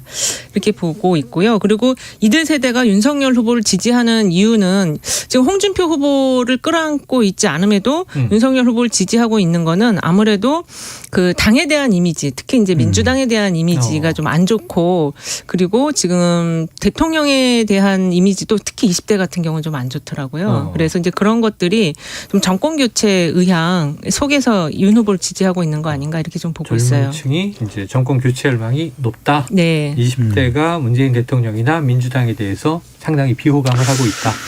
이건 우리가 굳이 이제 분석을 하자니까 20대의 경우에는 이른바 신애국주의, 신보수주의 그래서 20대가 좀 더 보수 성향이 강하다고 보는 것이죠. 그래서 지난 4월 보궐선거 때도 이 오세훈 후보에게 더 많이 투표를 했던 그건 뭐냐면 더불어민주당을 이 지지하지 않고 실망한 20대의 민심이 옮겨간 것이지 그렇다면 완전히 국민의힘이 너무 좋아서 또 국민의힘 후보가 너무 지지하고 싶어서 이런 변화는 아니거든요. 그러니까 지금 30대의 경우에는 또 이재명 후보를 지지한다 그러면 30대가 조금 진보 성향이 그래도 20대보다는 많다 이렇게 해석은 할 수 있습니다. 그런데 전반적으로 보니까 2030은 계속 움직여요. 2030은 그러니까 2년보다는 실용적이다. 그러니까 조사마다 다 다르거든요. 그래서 저는 다르다. 20대 30대 이야기를 하면서 일단 아는 척 기름기를 빼야 돼요. 그러니까 우리가 너무 거드름 피우면서 기성세대가 아는 척을 해요. 네네. 20대는 이럴 거야. 30대는 이래서 어느 당을 지지하는 거야. 그 생각부터 지워버려야 돼요. 자, 20, 30대는 언제든 움직일 수 있다. 그들이 원하는 건 뭔가. 그들이 원하는 건 뭐 뻔하죠. 아시잖아요. 네. 네. 일자리. 아니 시사본부. 주거안정. 아니 생일이 시사본부. 아 그래요? 네. 그래 신애국주의와 신보수주의의 본산이 되는 겁니까? 갑자기 저는 훅 들어갑니다. 데뷔를 하시는. 깜짝 놀랐어요. 네네. 저는 또 순진하게 이 젊은 층이 원하는 거는 그래 주거안정이나 일자리 이런 걸 거야 그랬더니 시사본부가 또 거기 있는지 몰랐습니다. 네. 네. 농담으로 넘어가도록 하겠고요. 자, 2030 지지율 관련해서 여론조사 하나 더 보겠습니다. 이 헤럴드 경제가 한국사회여론연구소에 의뢰했고요. 지난 23, 24 이틀간 조사했는데 청년 문제를 더 잘 해결할 후보가 누구냐? 이게 질문이고요. 39.2%가 이재명 후보, 35.4%가 윤석열 후보. 자, 근데 이게 좀 흥미로운 대목이 20대는 윤 후보, 30대는 이 후보. 청년 문제 해결의 적임자로 지지를 했습니다. 네. 지금 이제 이 소장님도 말씀해 주셨지만 시사본부 빼고요. 배 부장님. 20대와 30대가 이렇게 갈린 이유 뭔가요? 서로 간에 지향하는 목표가 다른 거죠. 지향점이 달라요? 그렇죠. 20대의 경우에는 좀 더 공정을 원한다면 30대의 경우에는 더 많은 기회가 있었으면 좋겠어요. 20대도 마찬가지인데. 공정 기회. 그렇죠. 우리가 그래서 이번 대선에서 중요한 것은 뭐 집을 50만 호 청년 세대를 위해서 지어주겠다. 일자리를 더 늘리겠다. 디지털 예산을 투입하겠다. 다 이게 귀에 들리지가 않아요. 20대 30대는. 그래요. 실제 돼야 되는 겁니다. 돼야 된다. 그렇죠. 실제 이루어지고 진행이 돼야 뭔가 진행되나 보다. 내 손에 잡혀야. 더 중요한 건 설사 실천되지 않더라도 정말 청년 세대를 위해서 머리를 쥐어짜서 뭔가 우리를 위해서 하려고 하는 건 중요한 건요. 청년 세대를 잡는 3단계 방법을 제가 오늘 공개해 드립니다. 그래요. 첫 번째로는 경청. 들어야 돼요. 아는 척을 하면 안 됩니다. 두 번째로는 공감. 그래. 그게 돼야 되고 세 번째로는 그제서야 적용이 돼야 됩니다. 그러니까 저는 그냥 선뜻 설익은 정책을 꺼내놓으면 오히려 그냥 비아냥이죠. 그런 거 이전에도 뭐 50만 원 지어준다 그러고 뭐 일자리 200만 개 만든다 그러고 안 믿어요 우리. 정규직 비정규직 정규직에는 안 믿어요. 그러니까 중요한 건 정말 청년 세대가 고민한 내용이 뭔가를 다시 한 번 더 그걸 되새기면서 그 이야기를 하면 제가 이런 이야기를 들었습니다. 그게 공감이 돼서 이번에 이런 이야기를 내놓습니다. 이렇게 접근해야 돼요. 눈앞에서 보니까 후보로 나오신 듯 거의 공감이 되는데 거의 빙의가 됐죠. 이 소장님 거의 공감하신 내용이에요? 네, 공감하고 20대는 공정, 30대는 기회라고 얘기했는데 저는 일단 요거를 그 후보의 공약, 특히 이제 이재명 후보의 기본소득으로 한번 구분을 해봤어요. 20대는 이제 학생층이 많다 보니까 기본소득에 대해서 그러니까 좀 신뢰를 안 하는 느낌이에요. 신뢰하지 않는다. 왜냐하면 이거 너무 퍼주는 거 아니야? 이런 생각을 하는 것 같더라고요. 그리고 그 30대 같은 경우는 이게 이제 이 친구들이 직장을 다니는 분들도 많지만 그 또 다른 이직을 준비하면서 좀 휴업 상태로 있거나 아니면 로스쿨이나 대학원을 진학하려고 공부를 하는 층이 의외로 많더라고요. 이런 층에게 기본소득이라는 공약은 이거 괜찮은데 좀 받았으면 좋겠다. 실현 가능성이 있다. 이건 필요하다. 이렇게 생각을 하는 것 같아요. 그래서 이 윤석열 후보는 공약을 내지 않았기 때문에 일단 저는 기본소득을 중심으로 이렇게 관련 청년 공약이 아직 없으니까 구체적으로. 네, 그렇습니다. 뭐 이제 이재명 후보에 비해 기본소득은 오래된 이야기인데 그걸 적용하면 20대는 걱정, 30대는 호감. 그쵸. 괜찮다. 그런데 이 결과가 매주 바뀌어요. 매주 바뀌어요. 지금 20대, 30대의 분석에 굉장히 좀 신중할 필요가 있다. 마치 이게 확정된 것처럼 계속 변하고 저는 대선 직전까지 변할 거예요. 정답은 없다. 계속 바뀔 것이다. 그럼요. 저도 좀 조심스럽게 얘기를 해야 되겠어요. 20대는 정말 사실 잘 모르겠어요, 솔직히. 저희 아이들 세대긴 한데 좀 어려워요, 이해하기가. 아니, 부모가 아이들의 속내를 몰라요. 맞아요. 맨날 싸워요. 저희 애들도 둘이 20대인데 몰라요. 아니, 이현영 소장님이 20대인 줄 알았는데. 훅 들어와서 깜짝 놀랐어요. 이 그 생방송 지상파에서 그런 얘기 좀 하지 마세요. 제가 깜짝 놀랐어요. 지상파는 방송 아닙니까? 네, 그렇죠. 방송이죠. 자, 이번에는 저 한국 갤럽 조사를 한번 또 비교해서 들여다보겠습니다. 네, 한국 갤럽이 머니투데이 더 300의 의뢰로 지난 22일, 23일 실시한 조사입니다.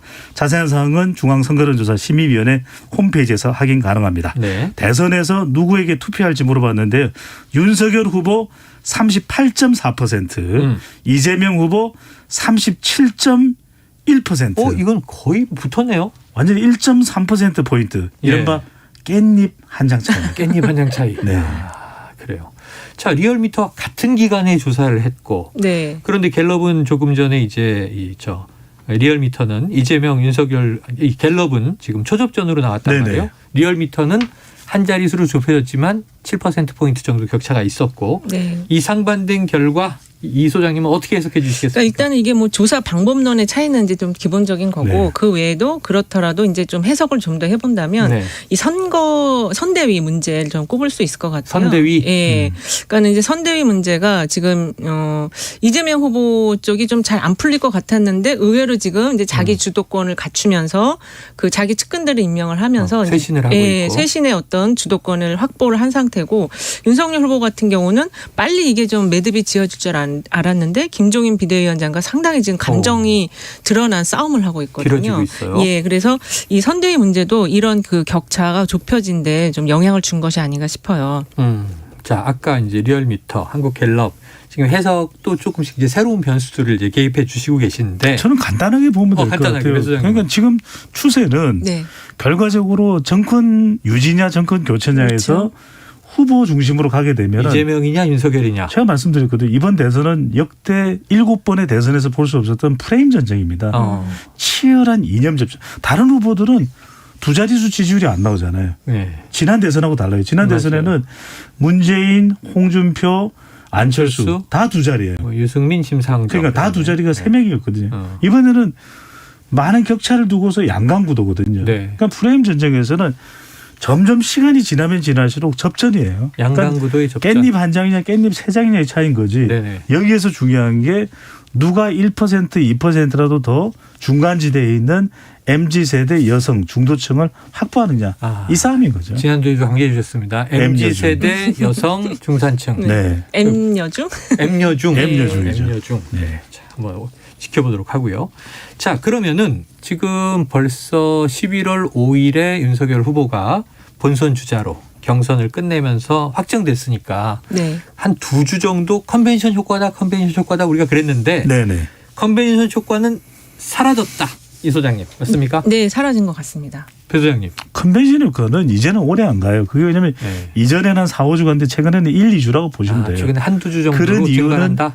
워낙 현안이 이제 SNS를 통해서 예전에는 그랬잖아요. 서울에서의 소식을 저 부산까지 전하는데도 며칠이 걸렸잖아요. 말 타고 전달하고. 근데 파발마 시절을 얘기하시는 거예요. 모바일로 수시로 봐요. 그래서 또 하나 현상이 이제는 명절 효과도 없어졌다. 아, 그래요? 수시로 보니까 현안을. 그렇죠. 수시로 보니까 이제는 이런 현상들이 사실 굉장히 단기적이고 최소화되는 거죠. 근데 그 김종인 비대위원장을 모셨으면 효과는 좀 4주 정도까지 갈 수 그랬겠죠. 있었다. 예. 선대위가 완성되는 모습으로 그렇죠. 갔다면. 근데 문제는 지금 그게 확정되지 않은 채 잡음들이 계속 들려오니까 이제 더 빨리 꺼진 것이다. 자, 이번 갤럽 조사에서 또 흥미로운 대목을 보겠습니다.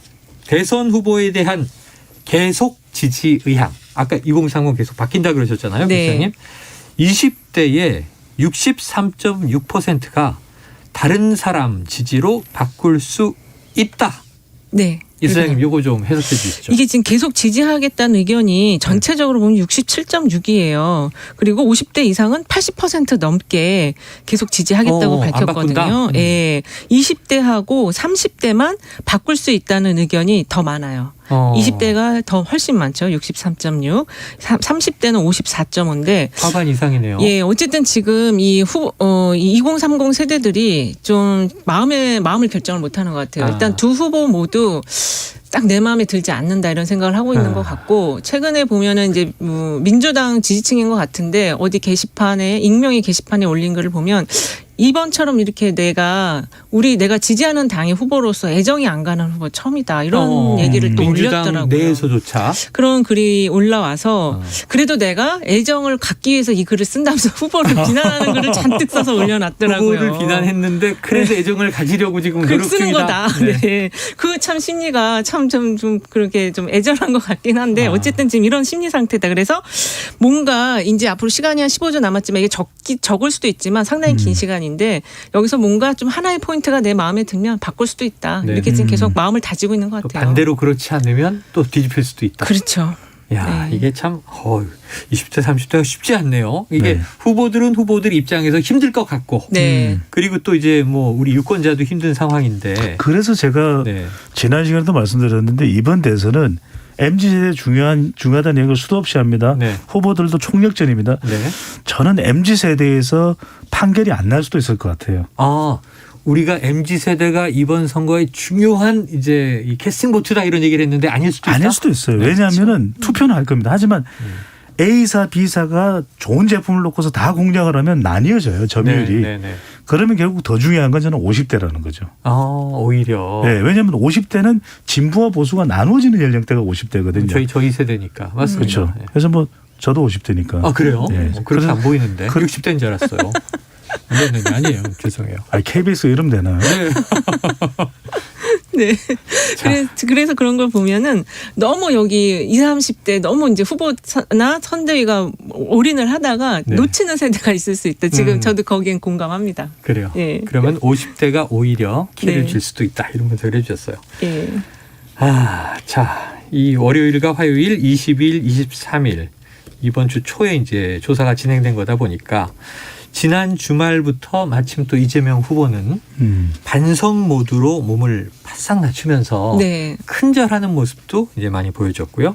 반성, 사과, 요거 좀 우리가 오늘 얘기하고 있는 조사 결과에 반영됐다고 볼 수 있을까요?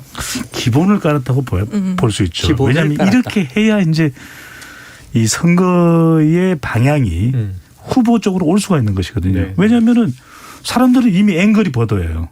화가 났어. 대장동이 논리적으로 어떻게 됐건 그건 중요하지가 않다. 사람들은 이미 퇴직금 50억 원에 이 1,000억 원의 수익을 가져갔다라고 하는 이야기만 이미 화가 난 거예요. 도저히 견딜 수가 없어요. 제가 그 3,000억 원 이상의 이익을 한수했습니다. 들리지가 않아요. 그러니까 무조건 지금은 그리고 더불어민주당에 대한 기대가 워낙 많았잖아요. 그러니까 이때는 뭐냐. 세 가지가 필요합니다. 첫 번째로는 사과와 반성. 그래야 처음부터 다시 시작이 돼요. 안 그러면 마음이 안 들어옵니다. 두 번째로는 변화와 혁신. 제가 이제 변하겠습니다. 그게 이제 민주당이 이재명이 아니라 이재명이 민주당으로 간다라고 얘기해요. 이제부터 중요한 것은 지지율이 올라갈 거냐 안 올라갈 거냐는 적용과 실천입니다. 어떤 내용을 적용하고 실천을 하느냐. 실천하는 모습. 이게 그냥 빛 좋은 개살구가 아니구나. 정말 말 그대로 빛깔 더 좋은 양질의 살구구나.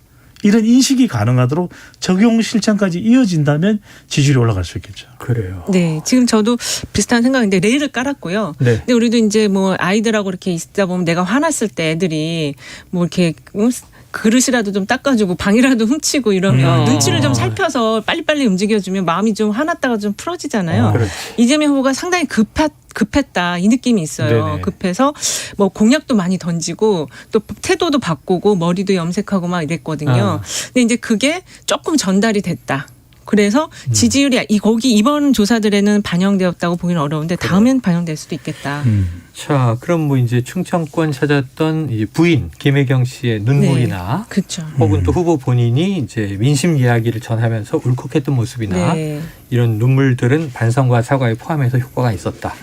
자, 그럼 윤석열 후보는 또 이제 1분 20여 초간의 연설에서 침묵 해프닝이 벌어졌는데 이런 거 민심 여론에 영향 미칩니까? 저는 뭐 없다고 할 수는 없겠지만 이게 뭐 치명적이었다. 그렇게 보이지는 않아요. 않다. 이제는 이 부분적일 수 있겠죠. 그리고 또 더 큰 이슈가 지지율에 영향을 주는 기준들이 많기 때문에 물론 이제 또 한편으로는 그동안 윤석열 후보가 이 준비된 원고를 읽으면서 또 그동안의 말실수를 또 회복하는 모습이었는데 또 준비된 내용이 없으면 뭔가를 할 수가 없거든요. 이제 이게 지금 당장의 지지율보다는 앞으로 토론을 할 때 과연 원고 없는 준비 없는 토론 어떻게 할지 이런 부분들은 조금 이 의구심이 있을 수 있는 부분이겠죠. 네. 그렇습니다. 그래 이제 직접 또 이제 후보 간에 마주치게 되면 그럼요. 그렇죠. 어떤 이제 효과가 일어날지 지켜보죠. 자, 이 여론 오락관에서도 가장 많은 우리 청취자분들이 관심을 가져주시는 코너 속의 코너 예언 오락관입니다. 다음 주부터 좀 무시무시한 응징이나 처벌을 만들어야 되지 않나 생각 중인데요. 네. 자, 다음 주 여론조사의 결과를 미칠 변수들을 미리 살펴보는 시간입니다. 네. 양당 모두 선대위 쇄신 그리고 구성 이목이 쏠려 있습니다. 자, 이재명 후보는 선대위 다이어트다. 또 윤석열 후보는 난항 끝에 김종인 위원장을 잡느냐 했는데 지금 없이 가는 것으로 가닥이 잡힌 것 같아요. 자, 여론에 어떤 영향을 미칠 것으로 예상하시는지. 소장님. 김종인 전 비대위원장을 영입 못한다면 저는 부정적. 아, 부정적. 네. 놓친 것이 부정적이다. 그러나 영입이 될 것이다. 아, 될 것이다. 안 할 수는 없다. 안 할 수 없다. 네. 왜냐하면은 프레임 전쟁에서는 지지율에 어떤 타격이 올지 예상할 수가 없어요. 네. 그러면 지지율이 조금이라도 주춤거리면 김종인 전 비대위원장은 반지의 제왕의 간달프입니다. 반지를 찾으러 가는데 그 안내자가 되는 마법사죠. 내비게이터가 될 수 있는 마법사, 중도 견인의 승부사잖아요. 김종인 전 비대위원장 없이 가기가 쉽지 않을 거예요. 쉽지 않다. 네. 자, 일단은 부정적인데 그래서 김종인 위원장을 잡게 된다. 네. 예언입니다. 예언. 12월 둘째 주. 이 소장님 어떻게 보세요? 12월 둘째 주. 저는 일정이라고 봐요. 저는 이제 윤석열 후보를 얘기하셨으니까 저는 이재명 후보를 얘기하겠는데 네. 지금 이제 오늘도 호남을 방문하시는데 메타버스. 예, 메타버스 타고 가시는데 사실 지금 중요한 게 이낙연 후보의 지지층을 얼마나 끌어안을 수 있는가. 네네네. 요 작업이 아직 좀 안 된 것 같고 그래서 이제 호남도 물론 그렇지만 뭐 수도권에서도 있단 말이에요. 네. 이낙연 후보 지지층과의 거리감을 좁히는 일정들이 나오는 게 중요하고 그것이 잘 이제 나와서 안착이 되면 지지율 상승의 모멘텀을 만들 수 있다 이렇게 보고 있어요. 저는 이 대목에서 뭐가 중요하냐면은 이낙연 전 대표의 지지층을 잡는다고 목표를 세우면 안 될 것 같아요. 결국 이재명 후보에게는 중요한 사람이 세 사람이 있습니다. 네. 첫 번째는 노무현, 두 번째는 문재인 대통령이죠. 네. 세 번째는 김대중 전 대통령이에요. 예. 그러니까 결국 이낙연 전 대표가 누구 사람이냐? 네. DJ. 서른 의원이 누구 사람입니까? 네. DJ 사람이죠. 그러니까 김대중 전 대통령의 정신을 이어받는 이 메시지가 필요한 거죠. 남북 관계 제2의 햇볕 정책 하겠습니다. 네. 김대중 전 대통령의 남북 화해 정신 이어가겠습니다. 이게 핵심이에요. 이 이야기를 하면서 목포를 방문해야 되죠. 네네. 신안까지 가면 더 좋고. 자, 목포 신안 다 도는데 이번에. 네. 야, 배 소장님이 상당히 의미 있는 예언인 게 네. 아니나 다를까 이재명 후보가 네. 바이든과 김정은을 다 만나겠다. 네. 한반도 평화 얘기를 꺼냈습니다. 자, 한번 지켜보도록 하고요. 그런데 관련해서 지금 그 얘기를 하시니까 이번 주 큰 이슈 중에 하나가 돌발 뉴스인데 이게 전두환 씨 사망이었단 말이에요. 그럼 이게 지금 대선 여론에는 영향을 어떻게 미칠까요? 이게 이제 그 태도에 대한 걸로 영향을 미칠 수 있는데 이것도 직접적으로 바로 미치기보다는 좀 하나 둘 쌓여서 이게 아까 그 연설 침묵과 비슷한 걸 것 같아요. 그래서 네. 처음에 조문을 하겠다고 했다가 바로 안 하겠다고 하는 거 이런 것들이 영향을 미칠 거로 저는 생각이 들어요. 그러니까 직접적이진 않아도 차곡차곡 쌓여서 나중에 오는 게 한 번에 그냥 이게 또 영향을 줄 거라고 봅니다. 그래요. 자, 그러면은 지금 이 아까 이낙연 후보 지지층을 잡는데 제일 좋은 건 이낙연 후보가 등판하는 거잖아요. 네. 지금 또 윤석열 후보 2030 잡기 위해 제일 좋은 건 홍준표 의원이 등판하는 거잖아요. 근데 지금 거리두기가 다 있습니다. 자, 이 등판에 대한 두 분의 생각 어떻습니까? 반드시 협조를 구해야죠. 반드시 구해야 되는 게 윤석열 후보에게는 4명의 남자가 중요합니다. 네. 첫 번째로는 김종인, 두 번째로는 이준석, 네. 세 번째로는 홍준표, 네. 네 번째로는 안철수. 홍준표 무조건 잡아야 돼요. 안철수까지. 홍준표 후보 의원을 잡는 방법은 첫 번째 10번이라도 찾아가야죠. 직접 찾아가서 형님 정말 진심으로 도와주십시오. 쉽고 초려. 두 번째 홍준표 의원이 내세웠던 정책을 최대한 받아들여야 됩니다. 그다음에 2030에게 홍준표 의원과 이렇게 협력이 가능하다. 그걸 제시해줘야 돼요. 제시해야 되고. 그걸 해야만 노무현 후보가 2002년 대선에서 정몽준 후보가 지지 철회를 했음에도 중도층을 가져가서 결국 당선이 됐거든요. 그게 왜 중요하냐. 찾아갑니다. 정몽준 후보 집으로 찾아가서 내가 정몽준 후보의 중도층을 위한 정책을 할 겁니다. 그 이야기로 사람들은 그 다음 날 투표장으로 향한 거죠. 자, 후보는 안 와도 후보의 지지층은 올 수도 있다. 그렇죠. 야, 그럼 소장님. 저는 이낙연 후보는 그래요, 홍준표 그래요. 후보는 적정한 때 가장 존재감 있게 등판하실 거로 보여지고 다만 그 지지자들과의 그 정서적 거리감을 조금 더 좁히는 게 필요하고 그건 후보가 직접 안 하고 후보 주변 사람들이 해도 된다 생각됩니다. 자, 본격 다음 주 벌칙이 있는 예언을 요청드리도록 하겠습니다. 자, 경우의 수가 몇 개 없잖아요. 네. 격차가 더 좁혀진다. 혹은 앞지른다. 크로스. 또는 격차가 오히려 더 벌어져 버린다. 이 소장님 어떤 쪽입니까? 저는 조금 좁혀질 것 같아요. 조금 더 좁혀진다. 따라가진 않지만 추격자 상황에서. 배 소장님. 저는 뒤죽박죽. 뒤집히는 일부 조사는 것도 이 후보가 앞서는 또 일부 조사는 윤 후보가 앞서는. 네네. 여론조사 전문가인데 이게 어쩌라고? 그렇게 하면 나도 그렇게 하지 말았어요. 그러니까 소장님이 오늘 낚이신 겁니다. 네. 자, 여론 오락관 몇 대 몇. 지금까지 배종찬 인사이트 K 연구소장, 이은영 휴먼앤데이터 소장과 함께했습니다. 오늘도 고맙습니다. 네, 감사합니다. 감사합니다. Splish splash, I was taking a bath. Long about a Saturday night. Yeah. 점심 먹고 유쾌한 시사 디저트 한 입. 최영일의 시사본부. Well, I stepped out the tub and put my feet on the floor. I wrapped the towel around me and I opened the door. And in a splish splash, I jumped back in the bath. 네, 시사본부 매일 이 시간 청취자분들께 드리는 깜짝 간식 선물. 당연히 오늘도 준비되어 있습니다. 날씨 쌀쌀한데 오후 이 시간에 당 떨어지면 어질하시죠? 그래서 길쭉한 빼빼 땡 과자 드립니다. 초코가 묻혀져 있죠? 달달합니다. 자, 이 코너 들으시면서 문자로 의견 보내주시는 청취자분들께 길쭉한 빼빼 땡 과자 드리도록 하고요. 짧은 문자 50원, 긴 문자 100원이 드는 샵 9730으로 의견 많이 보내주시기 바랍니다. 자, 금요일 마지막 코너 스포츠 소식을 정리해보는 스포츠본부.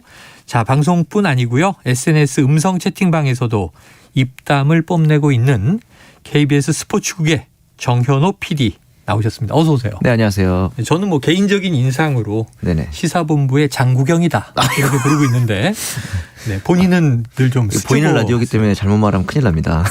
최대한 좀 변장을 하고 오세요. 그렇죠. 마스크를 못 벗겠네요.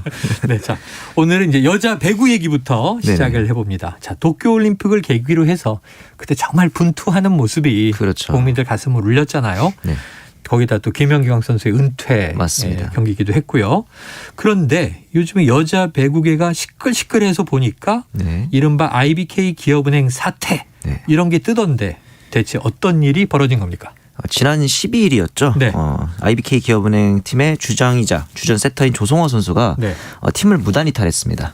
그리고 나서 16일 페퍼저축은행전에서 잠시 복귀를 했으나 그 이후 그날 경기에서 출장하진 않았고 또 이탈을 합니다. 그러니까 이제 한 시즌 거의 1, 2주 만에 2번이나 팀을 무단 이탈한 거죠. 그런데 세터 담당 코치이자 당시 수석 코치였던 김산희 코치도 역시 같이 팀을 이탈해요. 그래서 이제 구단의 만류로 다시 복귀를 했는데 사실 이 IBK가 굉장히 우승 후보까지는 아니어도 탄탄한 전력이다라는 평이 있었는데 지금 시즌 성적을 보면 페퍼저축은행 신생팀보다도 부진하거든요. 그래서 대체 무슨 일일까? 저희도 나름대로 이제 분석을 많이 해봤는데 궁금하죠. 이렇게 내부에서 큰 일이 있는지는 정말 몰랐거든요. 결국 그 서남원 감독과 이제 조성화, 김산희 두 코치와 선수의 불화설이 있었는데 IBK 구단 측에서는 서남원 감독 그리고 윤재석 단장을 경질하는 좀 초유의 강수를 두게 됐습니다. 그래요. 그럼 이제 감독이 있고 코치가 있고 선수가 있는데 주전 선수와 코치가 이탈을 하는 일이 벌어졌고. 그렇죠. 그리고 추이를 보니까 불화설인데 지금 감독을 경질하는 상황까지. 그렇죠.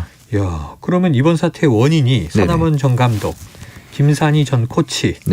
그런데 이 진실 공방도 왔다고 하는데 도대체 어떤 내용이에요? 이때 김산희 코치 측에서는 서남원 감독이 입에 담을 수 없는 어떤 폭언을 계속 오갔다. 폭언을 계속했다. 그렇죠. 그래서 더 이상 팀에 있을 수 없었다라고 주장을 했는데 서남원 감독 측에서는 이제 내가 선수한테 코치한테 얘기를 하는데 대답도 안 했다.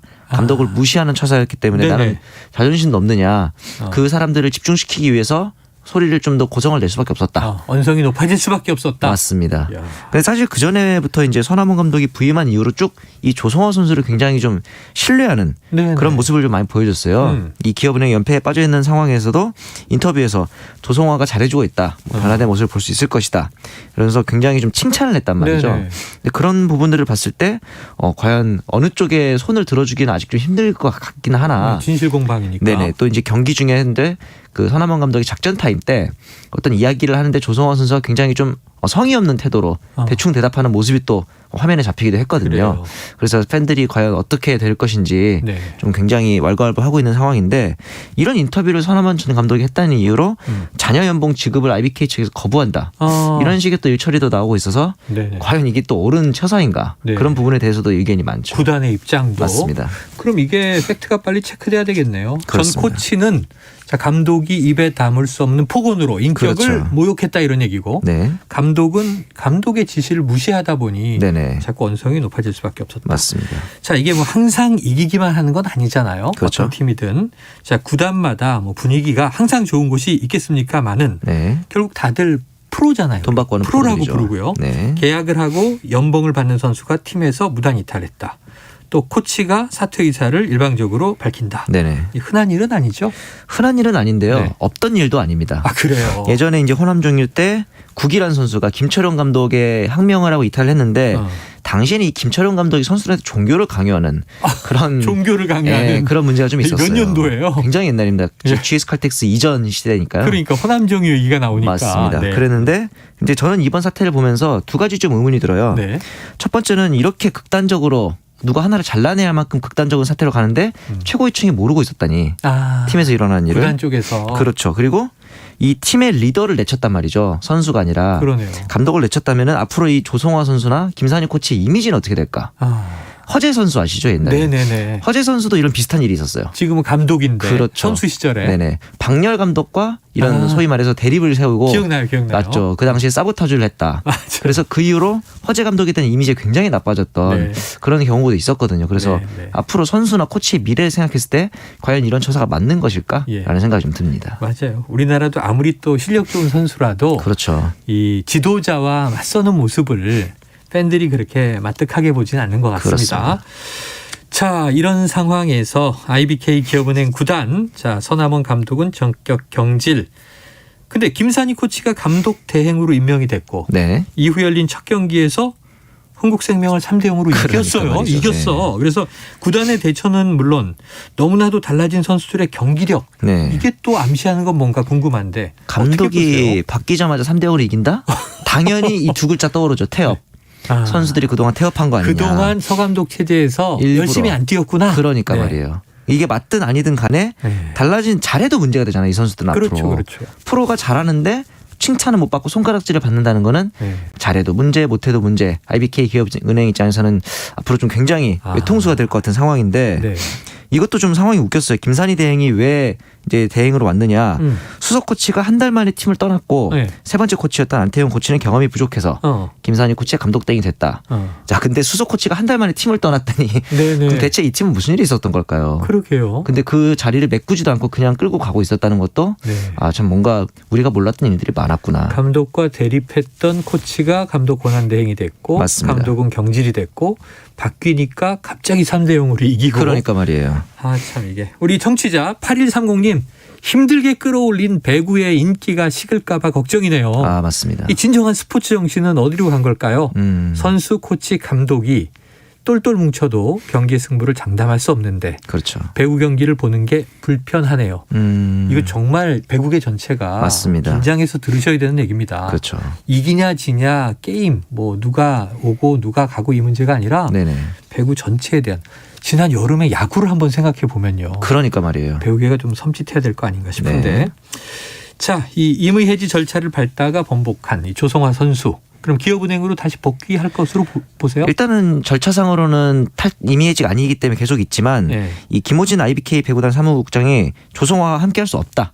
구단 내부 입장에서 변화가 없고 지금 내부 법률 검토를 통해서 귀책 사유가 조성호 측에 있다면은 자녀 연봉을 지급하지 않고도 계약을 해지할 수 있거든요. 네네. 그런 부분들까지 들어갔다는 건 앞으로 조성호 선수랑 함께하지 않겠다라는 노선을 좀 명확히 한 거죠. 부정적인 입장으로 이제 구단 측의 입장을 보이는데. 그렇죠. 지금 중국에서 뛰고 있는 김연경 선수 고국 후배들의 모습 보면서 좀 안타까울 것 같은데. 그렇죠. 이번 사태를 겨냥한 듯한 글을 SNS에 올렸다고 해요. 어떤 내용이었습니까? 변화가 두렵다고 느껴지겠지만 우리 모두 이제는 변해야 될 시기다. 그러니까 이제 그 전까지 있었던 여자 배구의 어떤 문화에 대해서 김연경 선수도 아마 어느 정도는 생각을 했던 것 같아요.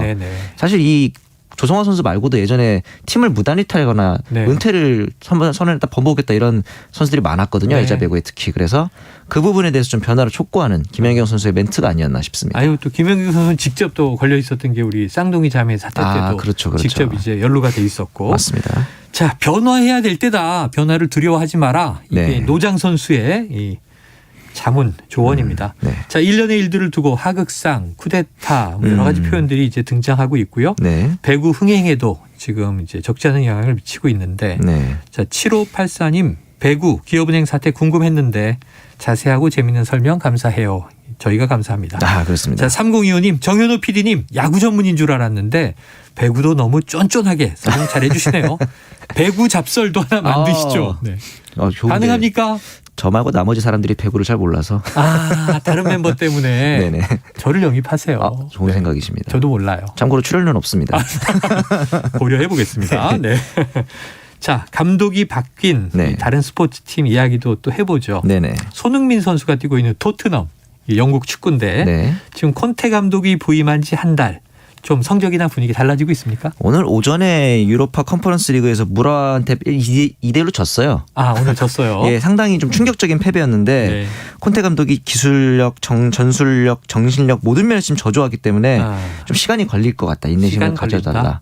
이렇게 얘기하는 거 보니까 이번에 손흥민 선수는 또 휴식을 취했거든요. 그 자리에 이제 뭐 델레알리라든가 세세뇽 좀 기존의 로테이션 멤버들을 배구 투입했는데 결과가 안 좋았기 때문에 콘테 감독 입장에서는 바꾸긴 바꿔야 되는데 어떻게 바꿔야 할지를 좀 고민이 많아질 것 같습니다. 프로는 또 오래 기다려주진 않으니까 말이죠. 맞습니다. 자, 그러다 보니 이 토트넘이 지금 터키에서 뛰고 있는 김민재 선수 영입설 나왔어요. 그럼 손흥민 선수, 김민재 선수 프리미어리그에서 뛰는 모습 볼 수 있을까요? 아직 겨울 이적 시장이 열리지도 않았고 확정은 아닙니다만 그 와중에 또 이제 김민재 선수의 최근 폼은 굉장히 좋았거든요. 물론 오늘 아침에 올림피아코스전에서 패배하면서 유로파리그 토너먼트 진출에는 실패했지만 지금까지 보여준 경기력만 보면은 프리미어리그에서도 몸싸움과 스피드가 좋은 김민재 선수의 특성상 충분하다. 통할 가능성이 좀 높아 보이긴 합니다. 한번 기대를 해보고 올 겨울에 또 이제 영입 이적 어떻게 되는지 보도록 하죠. 오늘 말씀 고맙습니다. 네, 감사합니다. 지금까지 KBS 스포츠국의 정현호 PD였습니다. 자.